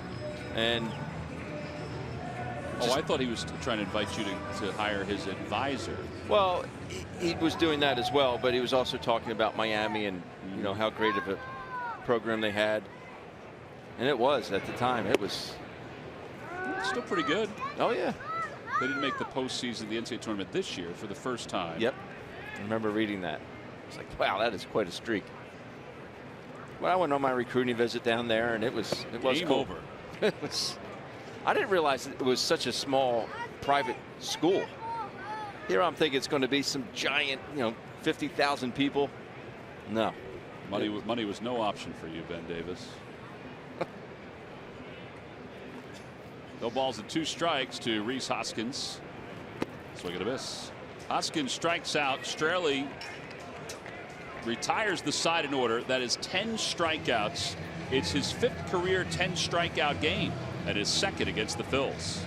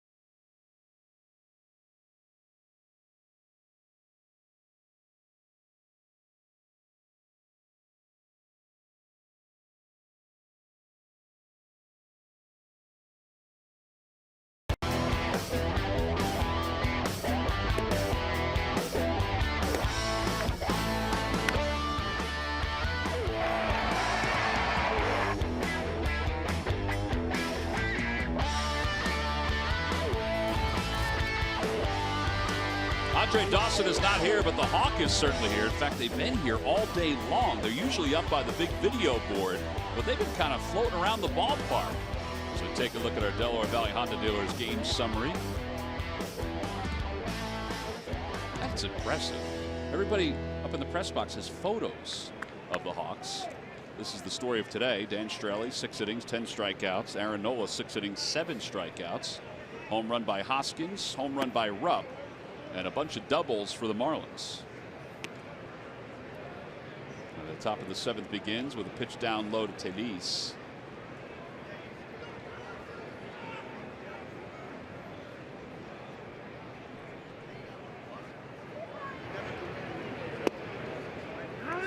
inside corner, 1-1.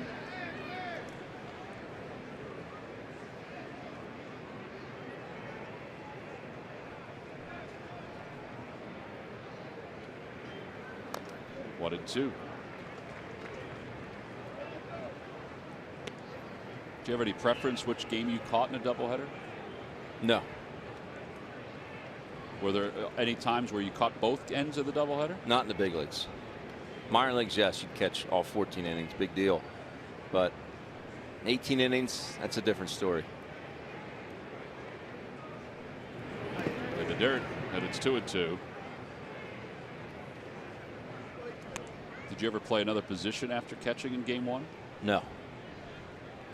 Did not. Matt Stairs going over some scouting reports with Jorge Alfaro if he pinch hits or even as he prepares for game two. 3-2. At least has seen that breaking ball very well. He's not even flinching on it.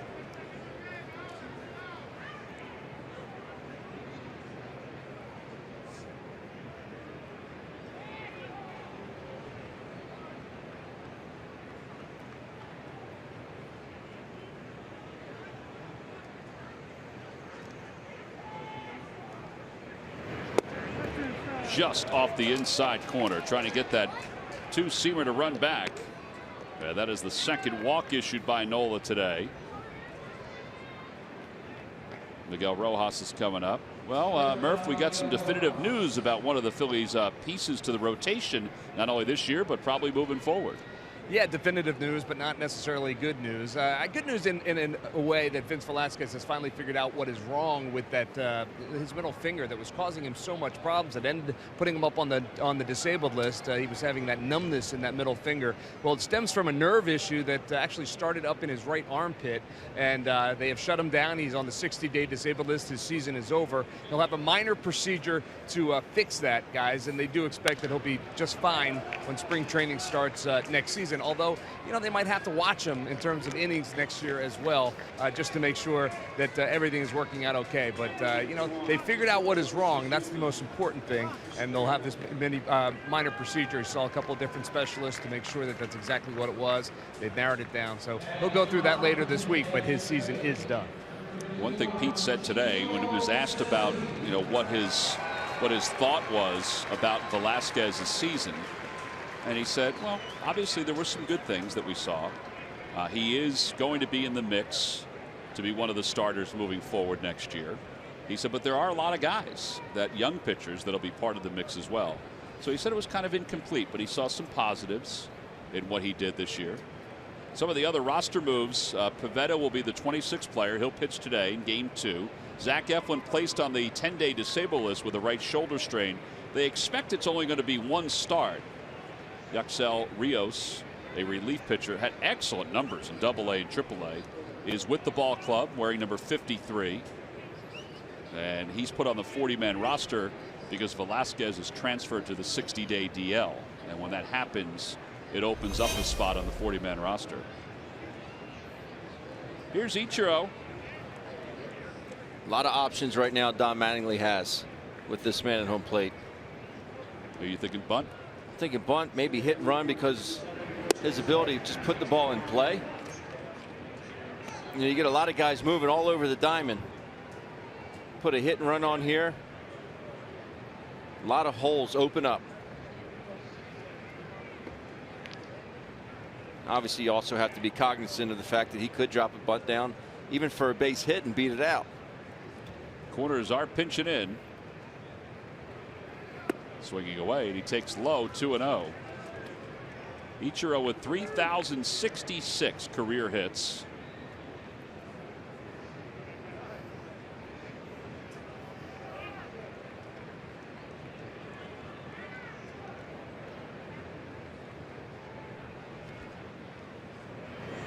Bounces it foul past Perry Hill.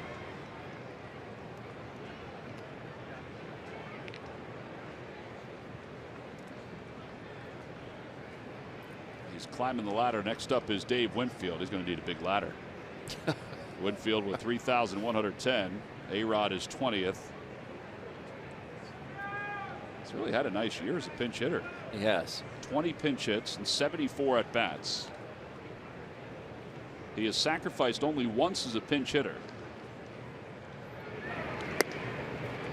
3 balls and 1 strike.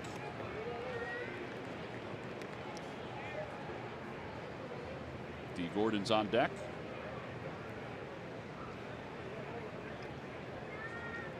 They still love him. Yes, they do. Still has a handful of members of the media from Japan that cover him on a daily basis.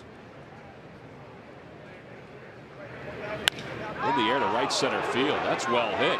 That ball's deep, and that ball is gone into the Phillies bullpen for Ichiro. That is his first pinch hit home run of the year. It's a 3-run shot, and it's now 6-3. Marlins on top. We talked about it.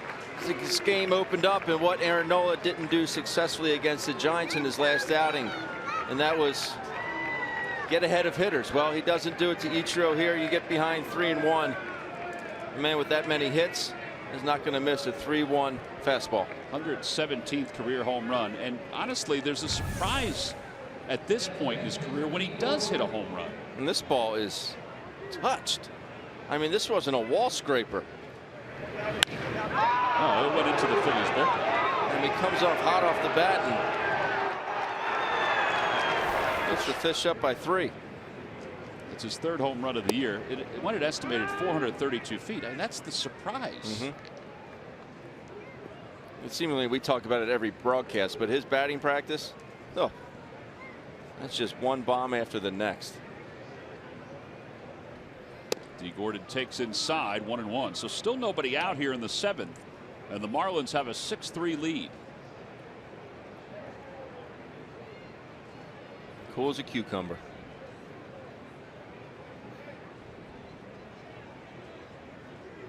Amazing. Ground ball toward the right side. Charging is Cesar. And 1 out. I mean, Ichiro is a surefire Hall of Famer. He made that youngster's day. He's 43 years old. He'll be 44 this October. It's not a shock when he gets a pinch hit, but a lot of what we've seen him do against the Phillies this year have been you know, little line drives to lefts. You know what I mean? Little floaters out to right center. Nothing like that. That's big boy land. Yeah, that's a Hall of Famer. It's only his 2nd career pinch hit home run.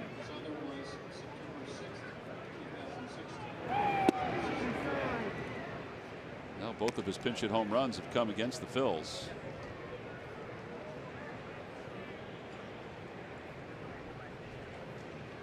One ball and no strikes to Stanton, who is 1 for 3 with an RBI. 1-1. It's truly remarkable, his stance, and most importantly his back foot. I mean, it's not even pointed at Cameron Rupp. It's pointed at Mike Everett, the home plate umpire. I mean, that's how much his body is positioned facing Cameron Rupp and Mike Everett. Opposite way. That ball's going to be gone. Wow. 46 home runs. And now 99 RBIs for Giancarlo Stanton. And all of a sudden, it is now a 7-3 ball game. Well, he got him his last time up with some, or I'm sorry, his 2nd time up with some gas. It's only the 2nd home run in his last 17 games the opposite way like that. Man. And that's 13 home runs now in August. It's a team record for most home runs in a month. And it matches what Brian Dozier did last year for the Twins. He had 13 home runs in August. So Aaron Nola's day is done. It's somewhat disappointing for Nola, who didn't pitch badly up until this 7th inning. We've got a pitching change. Phillies trail at 7-3.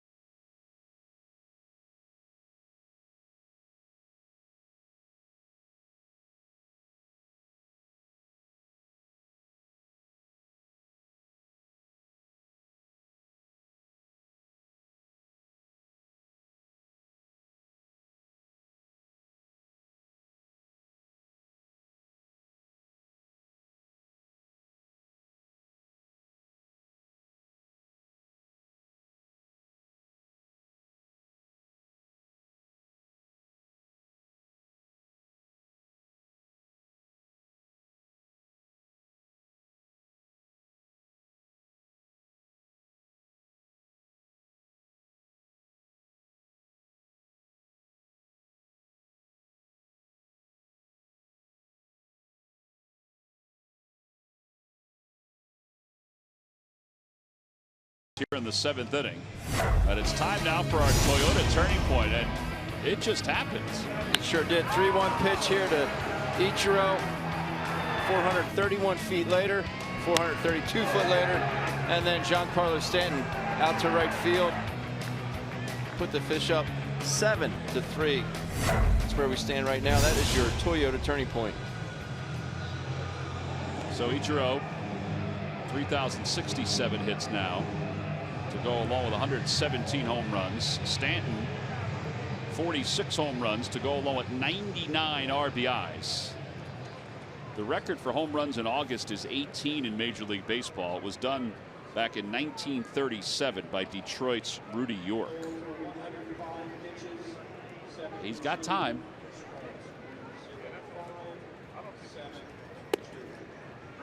Here's Jessen Terrien, who delivers a strike to Yelich.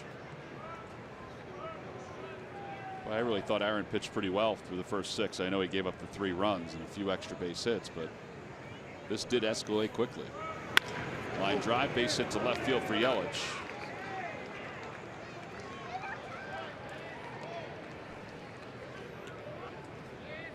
And here's Marcell Ozuna. I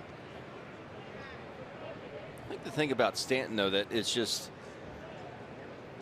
he's going to hit home runs. We know that. He's going to get his extra base hits. But the fact that he's approaching, he's at 288 now, batting average wise. You know, he keeps climbing and climbing. He might be close to a 300 average when the season ends. It's one thing to do it power wise, but he's putting up the average as well. That's a two-headed monster. Well, we've talked about the change in stance. Murph talked about it before. It happened on June 19th. He did not like the way things were going, and he said that he only had a 30-minute window where he could change his stance. That's the amount of time he had that day, and he worked on it with Frank Menechino at Menechino's suggestion, and it turned out he turned out to use it in that game. And he felt okay in game 1, felt better in game 2, and then really good in game 3. And he just felt like the exit velocity and everything was, you know, he was hitting the ball harder with more authority. And the other thing Frank said was the fact that with that stance, it makes it that much easier for him to get out of the way of a baseball up and in. He got hit in the face a few years ago. Obviously still wears that protector. But all he basically has to do is turn back towards the umpire. I mean, that's how you want to do it anyway. Right. But the way he's so shifted at home plate makes it that much easier just to turn. Just to turn your top half.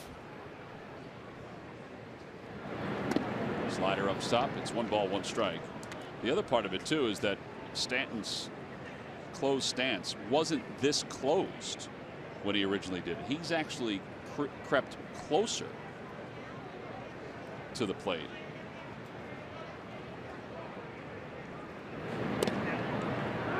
1-2 to Ozuna with 1 out here in the top of the 7th.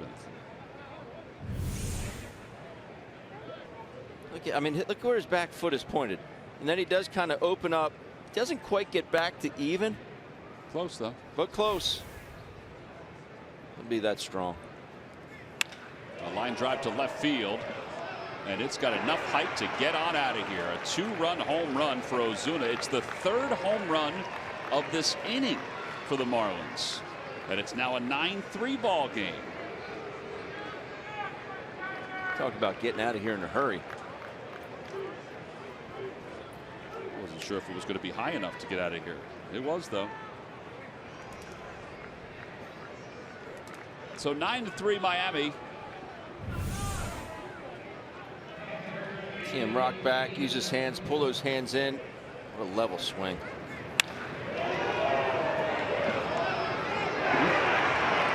Again, a 1-2 count.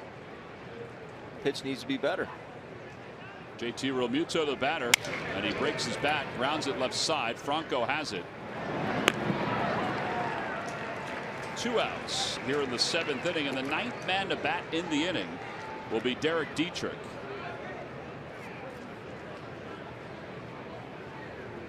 Ozuna's home run, by the way, is 28th. He now has 95 runs batted in. It's only the 5th home run he's had since the All-Star break.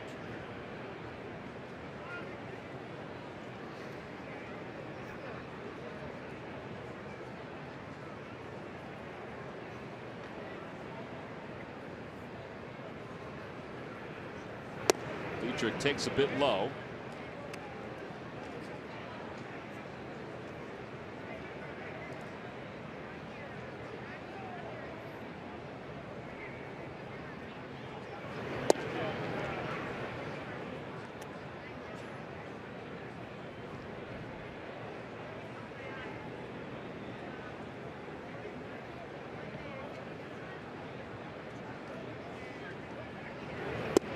At the knees.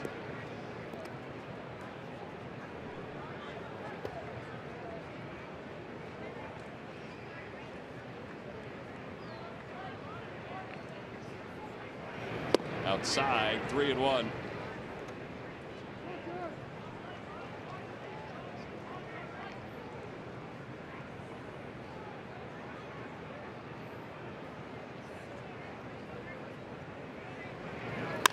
Bouncer right side. This should finally do it for the 7th inning. An explosion of offense for the Marlins. They hit 3 home runs. 3-run shot by Ichiro, shot by Stanton, and a 2-run shot by Ozuna.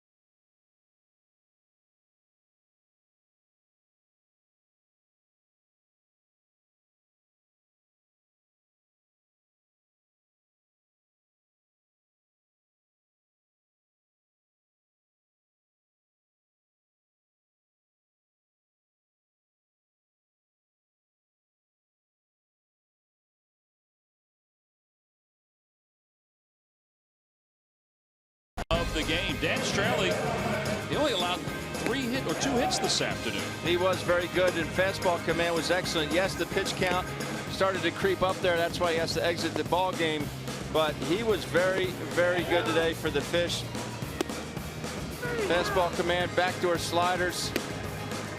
Predominantly all his strikeouts came with a fastball and a changeup. He was very, very good for the Miami Marlins today. They are your GMC precision plays of the game. 7 3-ball counts, 6 full counts for Straley. Struck out 10. Second time this year that he has struck out 10 batters against the Phils. 3rd time overall. And now he'll give way to his bullpen. Junichi Tozawa will take over. Tozawa 5.35 earned run average. All right, so this is a Marlins bullpen that has certainly been used. They've allowed 47 home runs this season. They have the 2nd most wins in all of baseball. Their bullpen is 23-20. Part of that is that the starters have not gone deep in the game, but I guess if you're looking at what Straley did, it's enough today. 6 innings. Tommy Joseph will lead it off. Phil's down 6. First pitch at the knees, 0-1.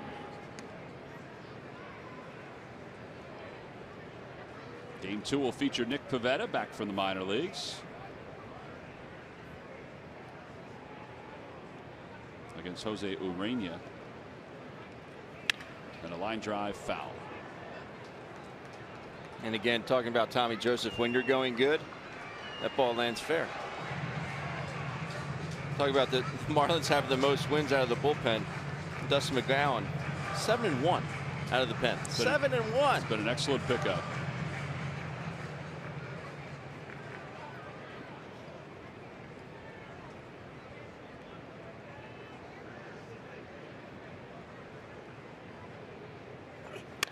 And a line drive to left field. Ozuna's going back, reaches up, it's off his glove. He didn't reach high enough. Tommy Joseph on his way to second. He's there sliding. Wait, Tommy. About a ball that's cooked out to left field. Ozuna not able to get up high enough. Ozuna looks back at the replay on the big screen and shakes his head, but is it a ball he should have caught? Yeah, but it'll go down as a double. It ends in 0 for 18.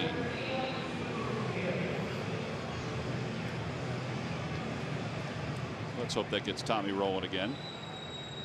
And here is Hyun-Soo Kim.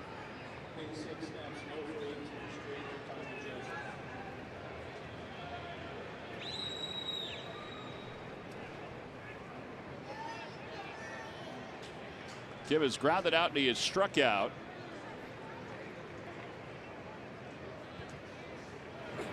And a line drive out towards center. That's going to drop for a hit. And the Phillies at first and third with nobody out here in the 7th inning. One step at a time. Again, it's a bullpen that has been reworked as the season's gone on. Their closer's now in New York with the Mets. But they've got a ton of guys out there today. So if Tazawa doesn't work, somebody else will be up pretty quickly.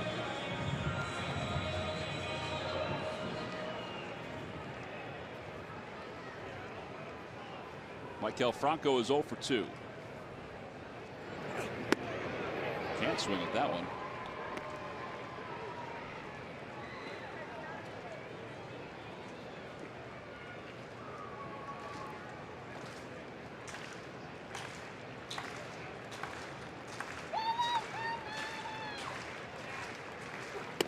Outside 2-0.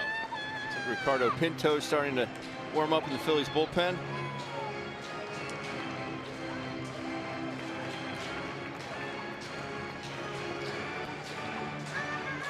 Just 2 more spots to the pitcher spot comes up.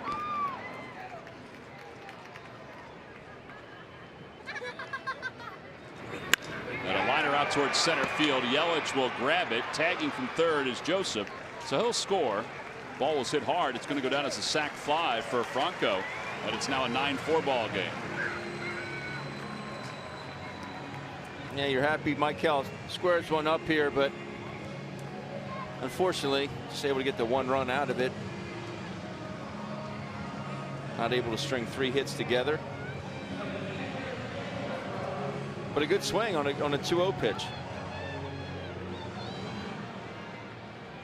Cameron Rupp homered his last time up. The last 28 games for Rupp. He's hitting .297 now with 8 home runs. He's homered in the last 3.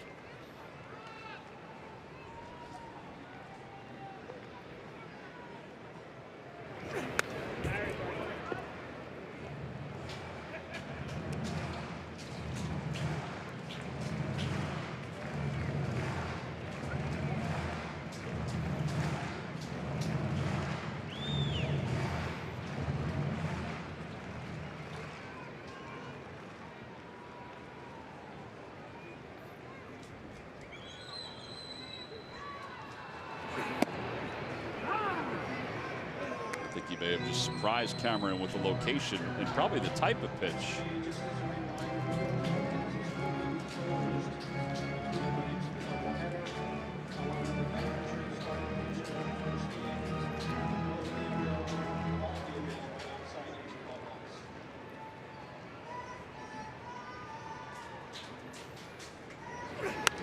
Fouled back.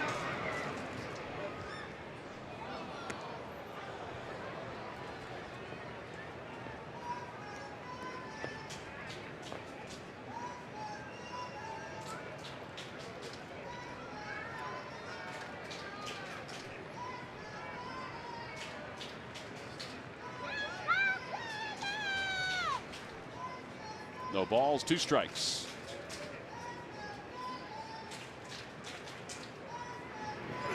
In the dirt, 1-2. Speaking of McGowan, he has started to warm up in the bullpen for the Marlins.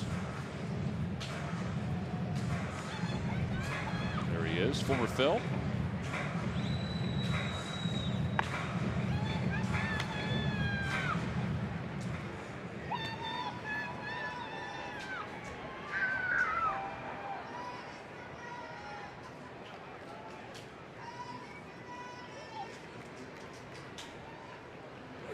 Outside, it's 2-2.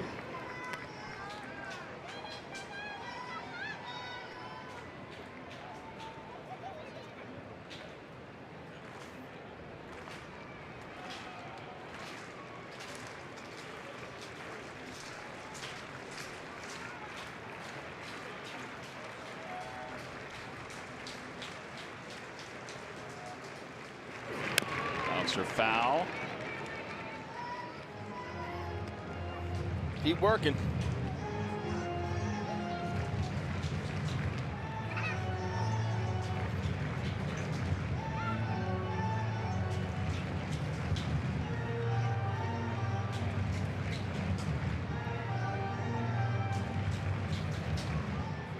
Ty Kelly, he had himself a heck of a series against the Giants. Grand slam, another pinch hit the next day. Well, he's in the on deck circle to pinch hit. The count 2-2 with one out here in the bottom of the seventh. And Cameron fouls it away again. He's seeing pitches well here. I figure he's going to get the split again at some point. Cameron saw it earlier in the at bat and spit on it, so.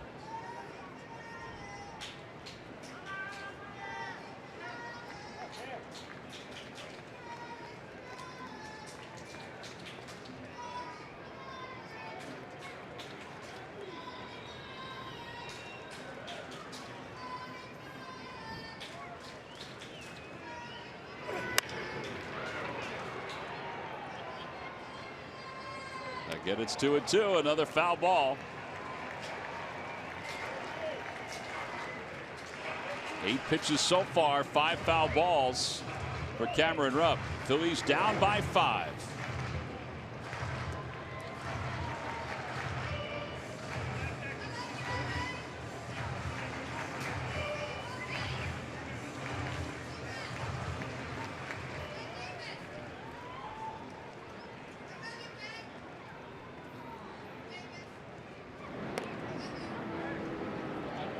Throw over Kim, who did break at one point in this at bat.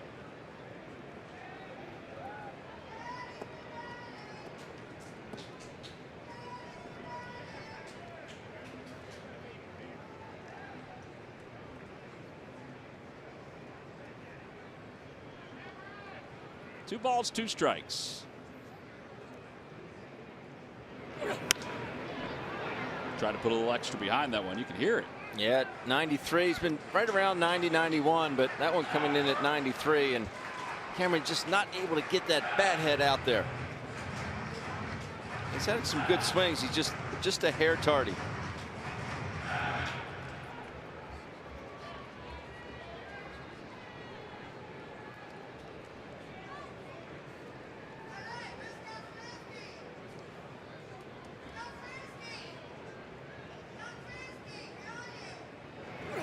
Inside, it's 3-2.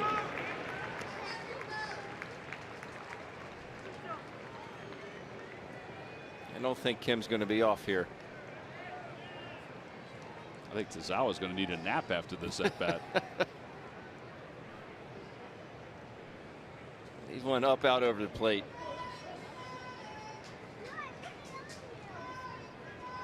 Three and 2. Another foul ball off to the right. Man. He's just cutting it just a hair. He's just underneath it. I'd like to see a little bit more top hand here. 11 pitches. This will be number 12. So he's just a hair off.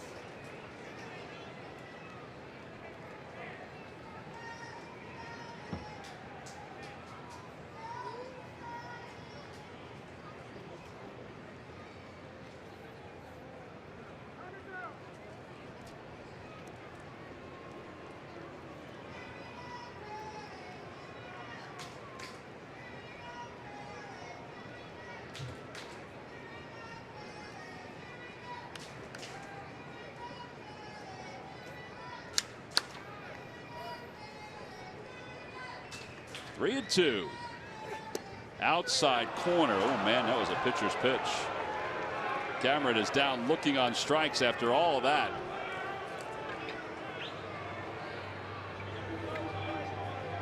That's a 12 pitch at bat.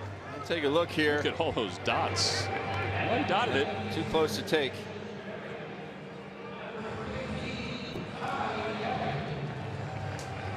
That is something. Realmuto really pulled it back. It's a shame though, because you think you have that many foul balls, all those pitches to hit, you end up getting called out on a pitch you take. Well, Ty Kelly, 6 pinch hits so far this season, including a grand slam in San Francisco. At a breaking ball, and it's 0-1.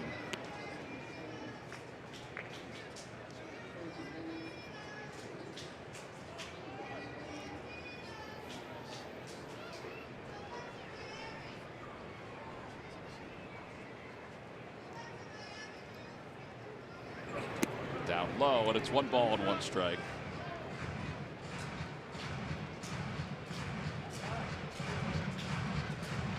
Not an easy job to be a pinch hitter. Kelly's done a pretty decent job, particularly of late.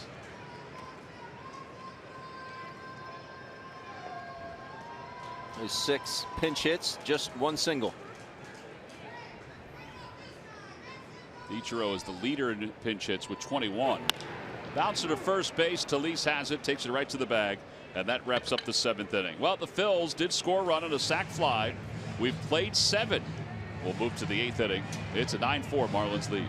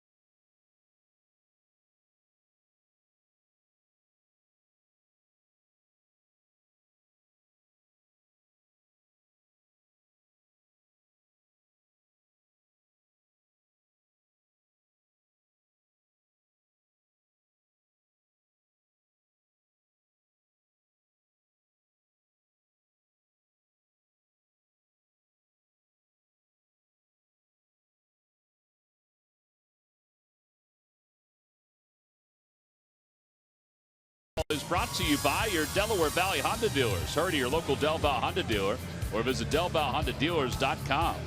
And by WB Mason. Who bought WB Mason for fast free delivery? Nobody does it better.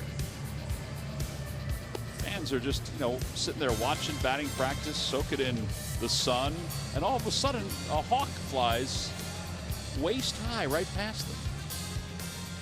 I don't know why we're all marveling at that, but you usually don't see them that close to you. That's a beauty shot right there, Big Ben. Sure is. I'm wondering why that bird is banded. Usually you see migratory birds that are banded, like a goose or a duck. Very environmental word. Just pointing out the obvious here, Tom. Well, here is Ricardo Pinto to start the top of the 8th inning. Tomas Talise is the leadoff hitter, and the first pitch to him. He swings and pops it up around second base. Pretty routine play for Freddie Galvis. One away. Miguel Rojas is coming up. Let's check in with Greg Murphy. Murph. All right, thanks, Tom. Time for our unlimited baseball break presented by T-Mobile. Despite being 53 games over 500, the Dodgers are dealing with a little bit of adversity, announcing today that they're putting their starting pitcher Alex Wood on the disabled list. He has a shoulder inflammation. He has been unbelievable for them, 14-1 with an ERA of 2.41. And Cody Bellinger, who's missed the last 3 games with a right ankle injury, is not getting much better, so they've started talking about putting him on the disabled list as well. We know how good Bellinger has been for them offensively. The news is a little bit better for the New York Mets, or at least for David Wright, who has been on the shelf this entire season dealing with that shoulder injury that he first got in spring training. He's missed the entire season. Well, they announced today that he will be starting a rehab assignment in Port St. Lucie, their Class A affiliate. He is going to be a DH tonight in that game in hopes that he can get back to the big leagues before this season ends. And it may be in a little bit of a different role. There are some talks around the New York Mets that when he does come back, because of the shoulder injury, that he might play first base rather than third base for them. He still has 3 years left on his contract at age 34. One of the real good guys in baseball, so everyone kind of pulling for him to get back to the bigs, guys. Yeah, when the Mets were here last time, they discussed that. They talked about the fact that if he did play, it would probably be over at first base. Imagine the ticket sales with David Wright and Tim Tebow both playing for Port St. Lucie. I mean, the numbers, it is interesting watching Tebow go around the Florida State League. The numbers are way up. Yeah, they are. When he plays. Now you add David Wright to the mix. Maybe it adds a few more tickets. 3-1 pitch to Rojas. And a bouncer slow to third. Franco has it. Whoop. Oh, nice job, Tommy Joseph, hanging on the bag. That's a good play all the way around.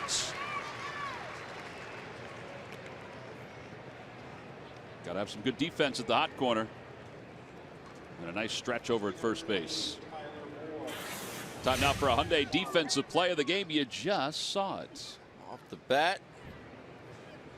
Michael comes in, charged it hard. His ability to throw on the run and throw kind of for a 3/4 almost sidearm, but keep that ball on a plane. When he throws it, it very rarely tails. It's an excellent play. That is your Hyundai defensive play of the game, brought to you by your local Hyundai dealers. Here is Tyler Moore with 2 outs, pinch hitting, and he hits it foul off to the right. Okay, getting back to Cody Bellinger.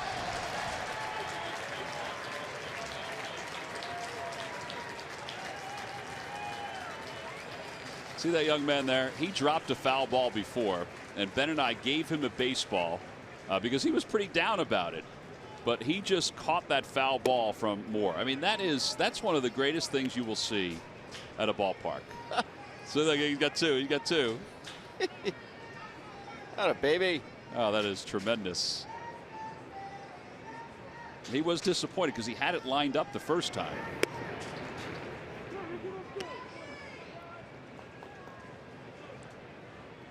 But getting back to Cody Bellinger, I know he's basically going to run away with the Rookie of the Year. But what do you think, Paul DeYoung from the Cardinals? I mean, he's had a very good year. His stats are incredible. He's now up to 20 home runs. He's hitting .299.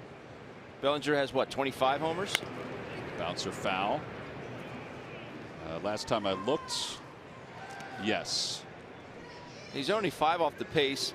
He's hitting about 50 points higher than Bellinger. He's definitely going to get some votes, I would say. Bellinger has 34 home runs. 34? Yeah. Oh, never mind. Bell has 21. Bellinger has 79 RBIs. DeYoung has 48. Bellinger only had 25 for some reason. I don't know why I thought that. Well, he did at one point.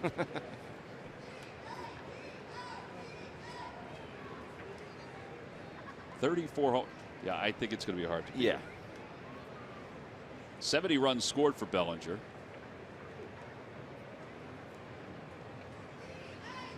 You got some skin in the game, Ben, for DeYoung? No, I do not. But he's putting together an excellent year. He really is. It's part of the reason. He's part of the reason why the Cardinals have been playing better.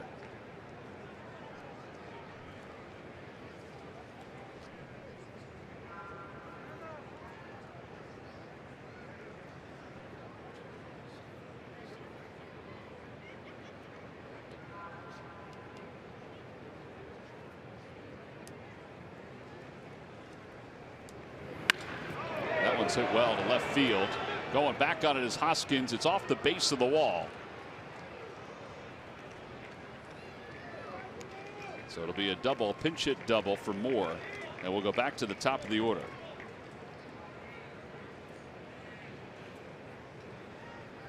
A lot of production out of that 9-hole tonight. Even the starting pitcher had a base hit. That's just at the base of the fence in left field. Well, now that's 12 hits for the Marlins in today's game. And D. Gordon, who has one of those hits, he led off the game with a double the opposite way.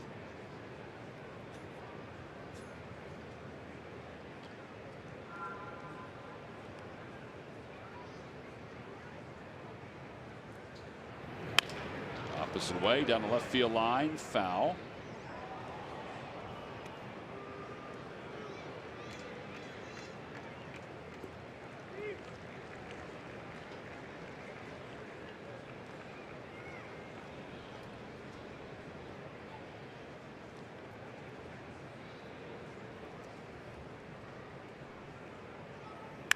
Again, opposite way, 0-2. So Pinto, one strike away from getting through this 8th inning, getting the offense back in. Nice grab.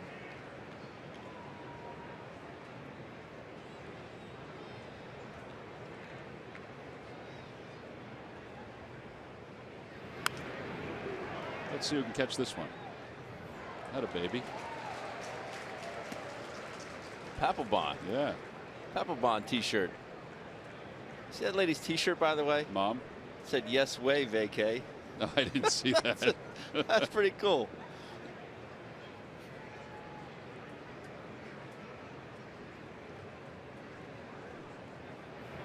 Swing and a miss. He got him with an off-speed pitch. So a double with 2 outs doesn't hurt Pinto. We have played 7.5. We'll go to the bottom of the 8th. Yeah, it's pretty mesmerizing. Let's see what else he can do before the end of the day.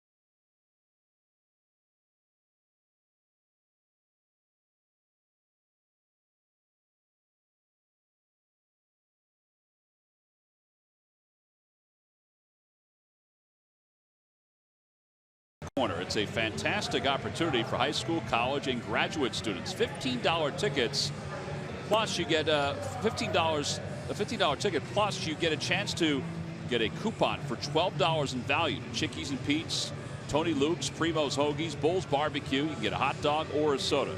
It's good for this September. Order as many times as you like. Go to Phillies.com/studentsteal. Bottom of the 8th inning, Logan Moore stays, or Tyler Moore, excuse me, stays in the game and plays first base. The new pitcher is Dustin McGowan. Ben mentioned his numbers, 7-1 with an ERA of 3.21. Still a hard thrower.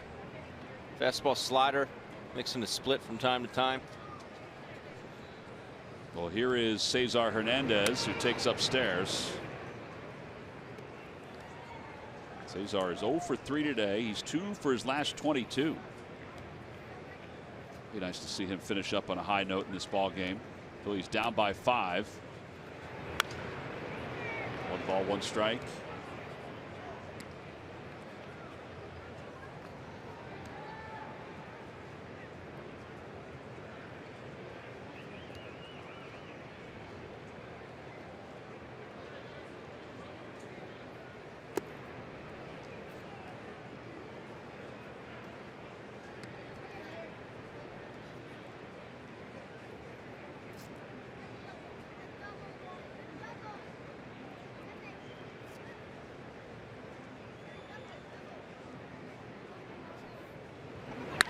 That one's hit well out to right center field. Stanton's looking up. It is gone. A home run for Cesar Hernandez. His 8th of the year. That's the first step in finishing up strong here in this game 1. It's a 9-5 ball game. And Phillies down by 4 now. Still going to take an awful lot to get back and tie this thing up or go ahead, but that's a good sign by Cesar. That is a pretty sweet swing. It ends in 0 for 13 for Hernandez. Talk about a loud noise.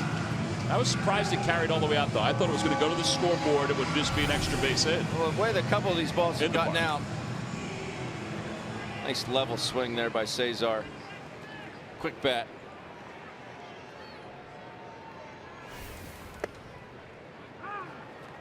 Well, Freddie Galvis is now the hitter. It's a 4-run game here in the bottom of the 8th inning.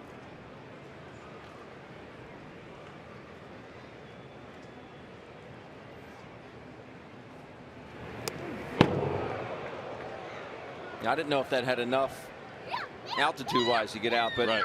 I knew Ichiro's was out, Osuna's was out. Didn't know about Hoskins, but the one that took me off guard was the fly ball that Yelich hit earlier on in the ball game. It's just a fly ball. I just thought, going to the warning track right by the 409 sign. That ball just carried and carried. Outside corner, 1-2.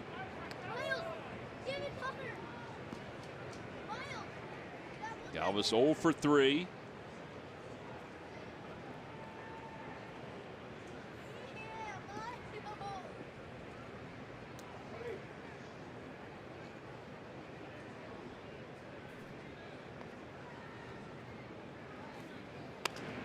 And he stays alive. He slaps it to Andy Rabel in the camera well. And it remains 1-2. Too easy a play for Andy to go after it.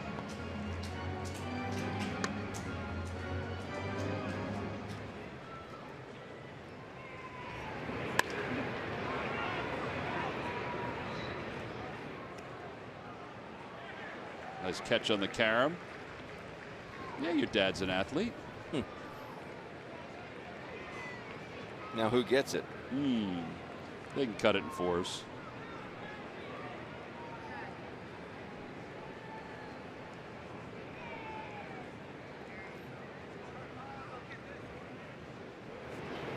Back toward the middle, right to McGowan.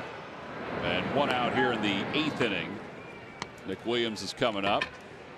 Want to know more about your Philly teams? Well, you should be listening to the CSN podcast. From gearing up for the Eagles season to the Phillies' biggest prospects, CSN's got you covered. Subscribe and download now.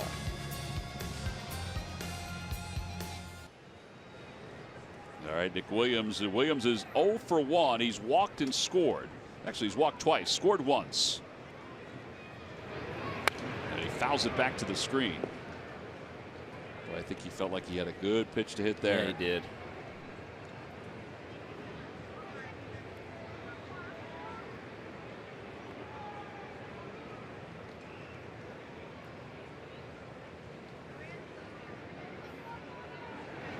Outside, 1 ball, 1 strike.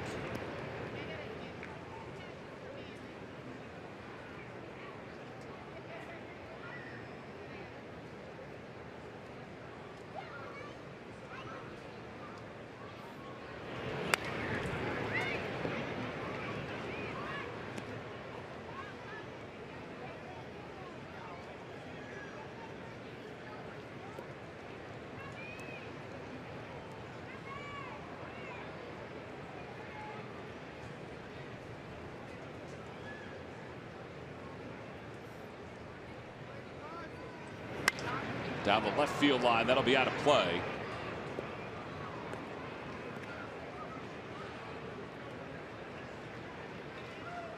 Another good pitch to hit, but you can at times get away with it.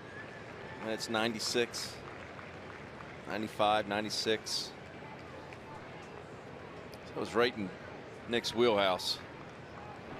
Swing and a miss. So Williams is down on strikes. Put out goes 2-3.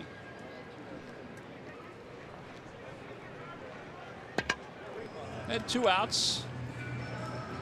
The youngster's happy about getting a baseball. Cute little guy.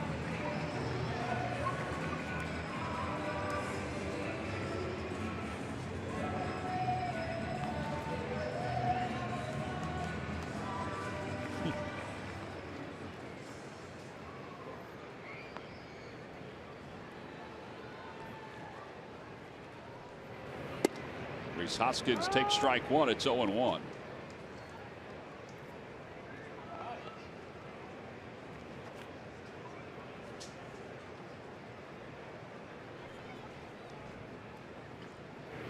Inside. I think Rhys has really handled himself well in the fact that, yes, you do have scouting reports. You know exactly, quote unquote, what a guy throws. But until you get in that box and see the release point, it could be a whole different animal. Just because maybe a guy throws 96, maybe you see it better.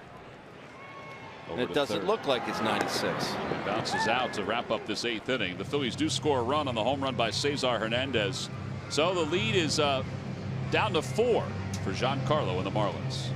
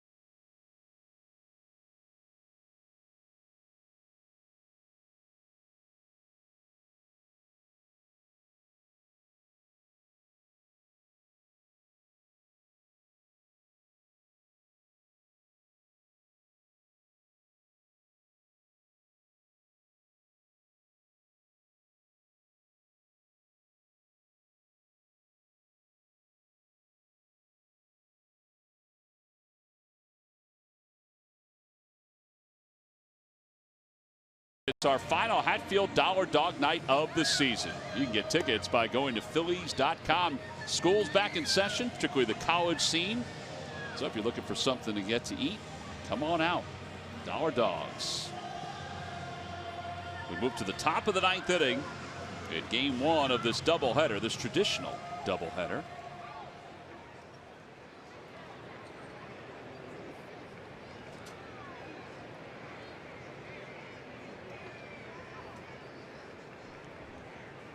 Stanton will face Pinto. And a first pitch fastball. It's 0-1. Stanton homered his last time up. His 13 home runs, as we mentioned, are a Marlins club record for any single month. And here it is. Fastball, middle. To be that strong and just catch it late. Oh well, I'll take my homer to right. That was the first time though that they went up and into him with an inside fastball, which we mentioned was probably going to be the goal in this game.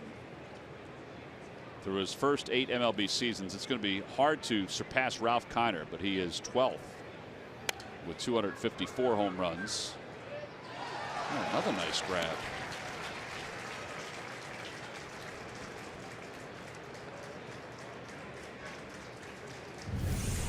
Here we go. Put together a long list today. Bare-handed. And he gave it to the youngster right after that.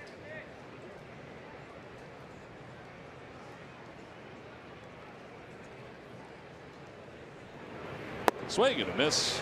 And Stanton strikes out. Second time today that they got him. So 1 out here in the 9th.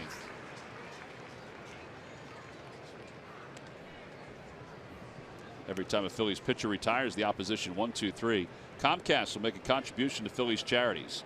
Phillies baseball is brought to you by Xfinity. Xfinity X1 will change the way you experience TV.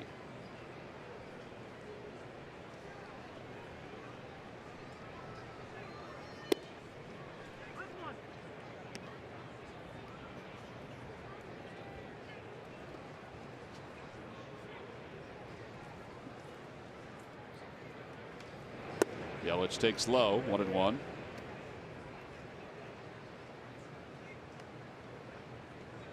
He's thrown some really good changeups. He got Gordon to end the last inning. Just got Stanton with that same changeup. And there's a base hit to center field for Yelich, and Williams cuts it off. Yelich on his way to second. Can he get him this time? No.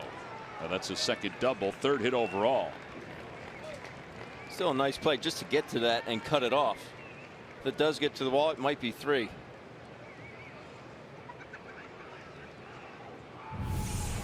This ball is cooked out to center field. Tries to gather himself, makes a decent throw to second, but Yelich in there easily.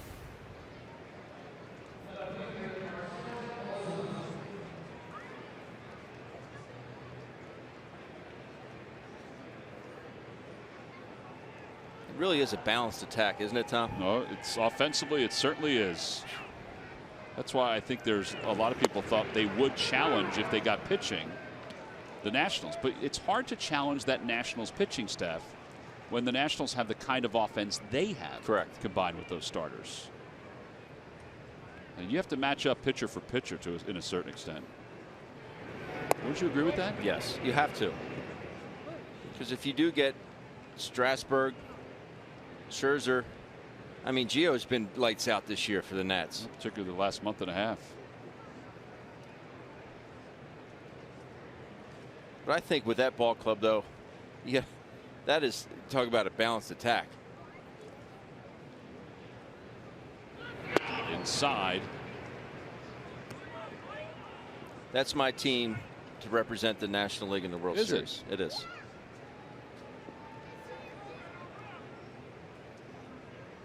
Does the health of Scherzer in his neck and the issues that Strasburg has had, does that concern you at all? No, I think they'll be okay. Outside, 3-1. Nobody wants the ball more than Max Scherzer.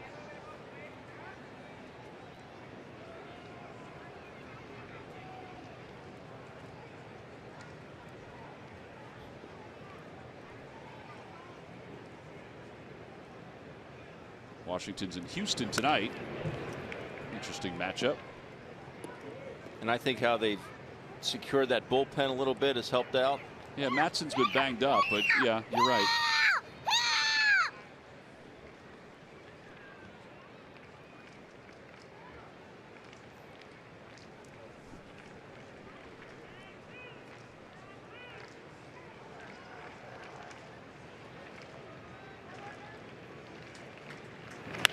Down the right field line. So it remains 3 balls and 2 strikes. And Yelich will get his run in, and he'll go back to second base.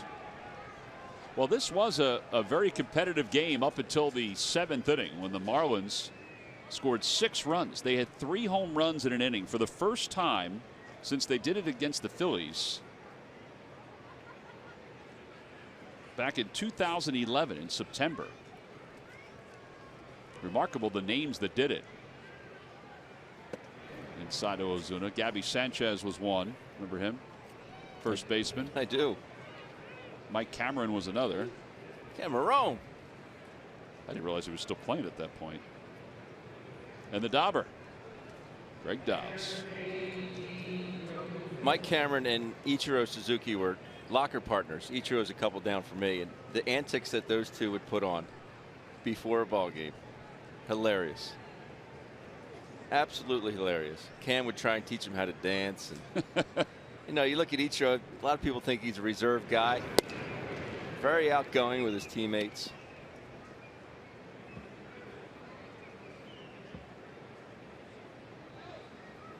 Cam would always say to him, come on, Ichi, you got to loosen up. We had some fun, that's for sure. 1 ball and no strikes. Realmuto out to right field. That's pretty well hit. Kim going back, and that one is gone. Another home run, another 3-run home run for the Marlins. And it's now 12-5 in favor of Miami.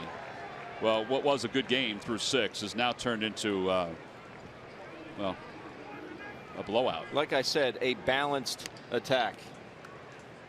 Realmuto with his 15th of the season. And it's so balanced because they can do it with speed at the top. They can do it with power at the top.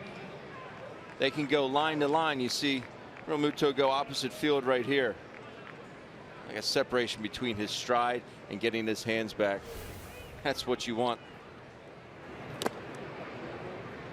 Dietrich watches that one go by. It got a piece of the home plate umpire, but it's 1 ball, no strikes. All right, so Ichiro a 3-run home run. Now Realmuto a 3-run home run. The 2-run shot by Ozuna. And then the solo shot by the biggest guy of them all, Stanton. Down and away, 2-0.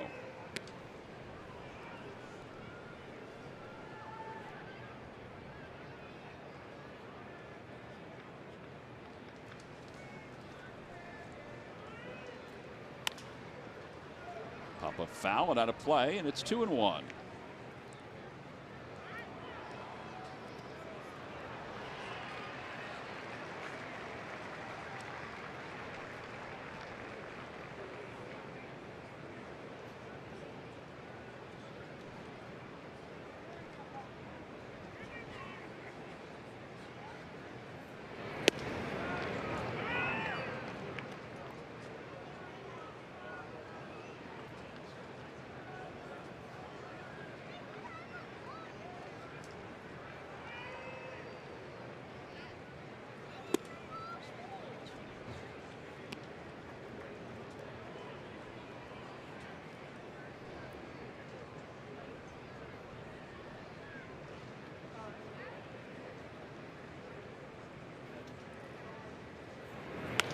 Two pitch fouled away again.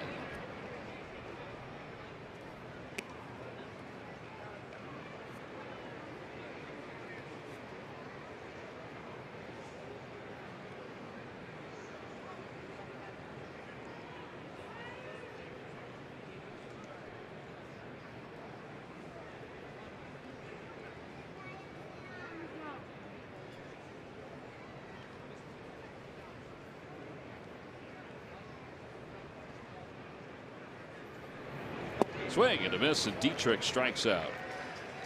2 away here in the 9th inning. Another good changeup there by Pinto. You know, we mentioned before how, from a Phillies standpoint, this is a good stretch of games beginning today here at Citizens Bank Park. And if they wanted to do anything to finish strong, they had the doors open for them to do it here.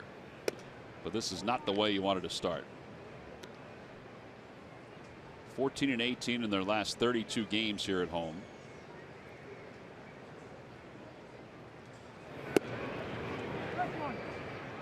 McGowan getting a chance to bat here.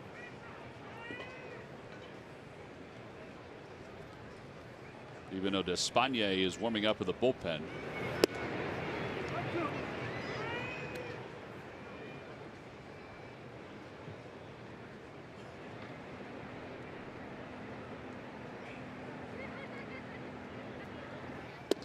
On the inside corner, and McGowan is down looking, but the Marlins add 3 more on a 3-run home run. We go to the bottom of the 9th inning. JT Realmuto has given the Marlins a 12-5 lead.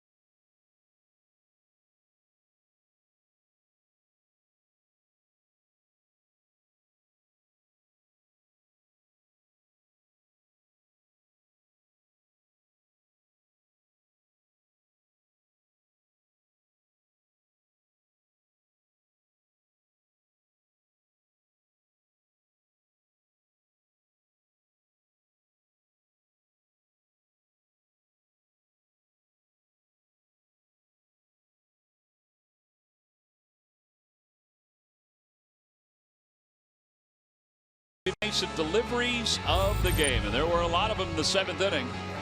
There sure were. Here off Ichiro Suzuki, 3-1 count. He goes up top in that pinch hitting role.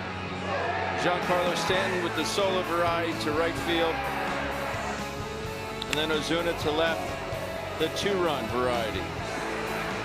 He can beat you in a lot of ways, can these Miami Marlins. 6 runs in the 7th. They are your W.B. Mason deliveries of the game. All right, so we go to the bottom of the 9th inning. McGowan's just going to try to finish this one off.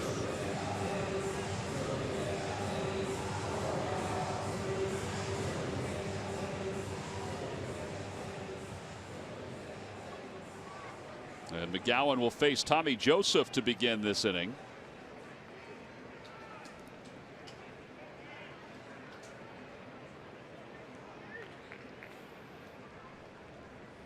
Tommy doubled and scored his last time up. And it's 1 ball and no strikes.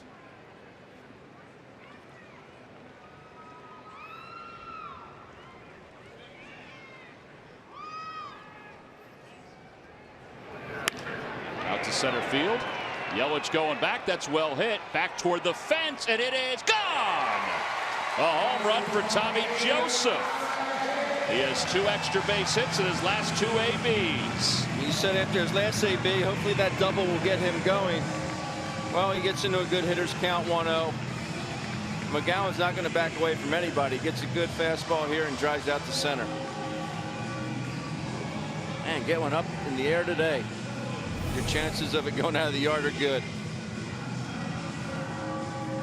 Really good swing there by Tommy.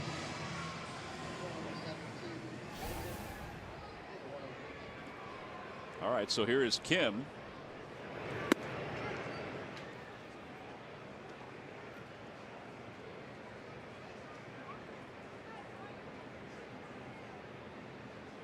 Seven homers today. Bouncer toward the middle. Gordon can't get to it, and that's the 2nd hit of the day for Kim, and he holds it first.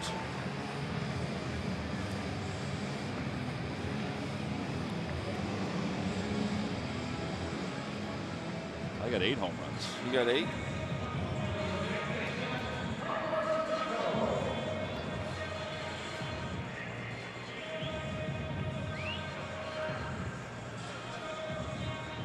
Maikel Franco is up with a runner at first and nobody out. 8 it is. Math was never my specialty. Takes the first pitch and it's 1-0.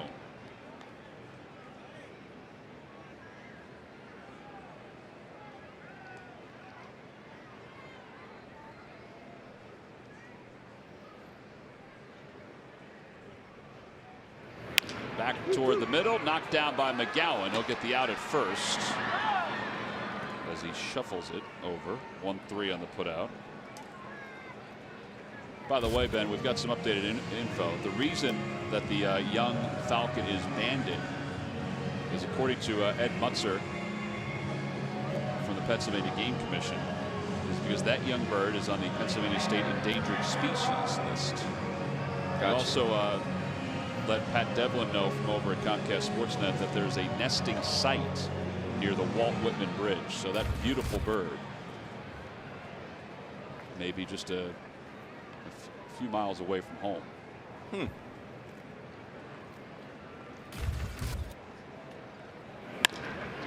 Out to shortstop, hit sharply by Rupp. 2 outs. And Andres Blanco will pinch hit.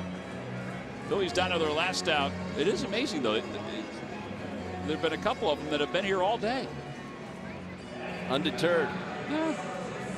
And I'm telling you, people have gotten some beautiful photos because one of them landed near the press box at one point. Maybe he knew he could get into both games if he came to the first one. Well, 1 ticket gets you 2 games. That's right.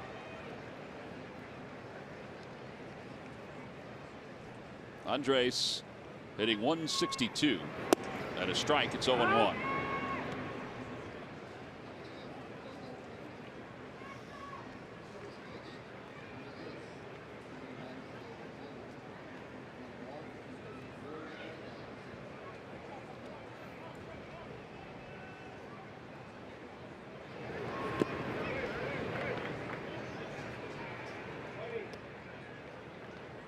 Coming up after this ball game, it's Phillies post-game live. Marshall Harris, Ricky Battalico are standing by. They'll talk about Rhys Hoskins' power. And also that big inning by the Marlins, the 6-run 7th inning. Get you set for game 2 as well.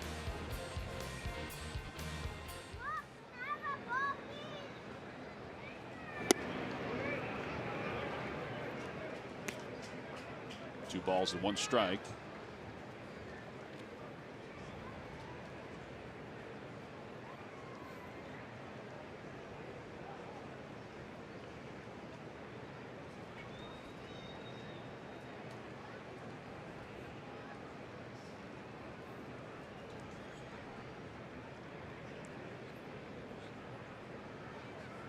In the dirt, and now 3-1 to Blanco.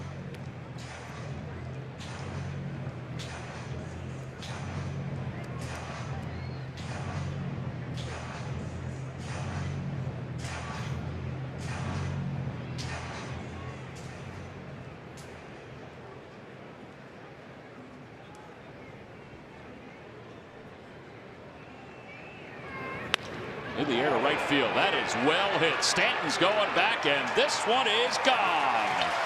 A 2-run home run for Blanco. It's now a 12-8 ball game. Boy, how big is that 3-run home run right now by JT Realmuto? Home run number 9 between both ball clubs today. Isn't it amazing that if you get yourself into a good hitter's count, 3-1 count, everybody in the world knows what he's going to get from McGowan. It's a matter of making sure it's A, in your location, and B, you don't overswing. Take a look at PitchCast presented by Mazda. Yeah, I'd say that's the one you want to hit. Good strong swing there. Third career pitch hit home run for Andres Blanco. Little beating on the mounds. That's got to feel good for Andres. His only other home run this year came back on the 8th of April. And I think, the Phillies are running out of pinch hitters, left-handed pinch hitters for this particular game. But I think a big reason was Pete Mackanin wanted to get him an AB with the thought of starting him in game 2. I think he'll start at either second base or third base. You figure Jorge Alfaro is going to start behind the plate. Outside, 2-0. Although now I'm kind of leaning more towards third base because Cesar went deep. Well, that's what I wondered. I even thought that maybe Tommy Joseph wouldn't play and Hoskins would play first, but I think you got to let Tommy keep swinging. Plus his career numbers. You mentioned it in the beginning of the ball game against the Marlins. Tommy's numbers are excellent.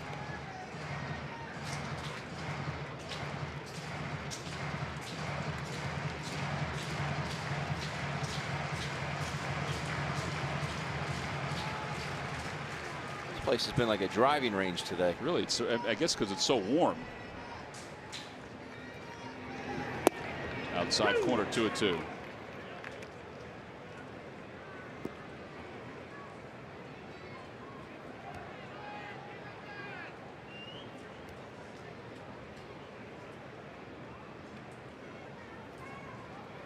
Breaking ball and a strike 3 called, and that will wrap up game 1 of this doubleheader as the Marlins win it in what turned out to be a slugfest by a final score of 12-8. Well, it's nice to see the boys not stop fighting. They didn't give away any at bats today. They kept battling and grinding. Ichiro Suzuki, your Chevrolet player of the game, 3-run pinch hit home run in that big 6th inning, or 7th inning, I'm sorry, for the Marlins. So the Marlins win at 12-8. Game 1 is in the books. Game 2 coming up in about 35 minutes. The Phillies lose at 12-8. We'll be back to wrap it up right after this.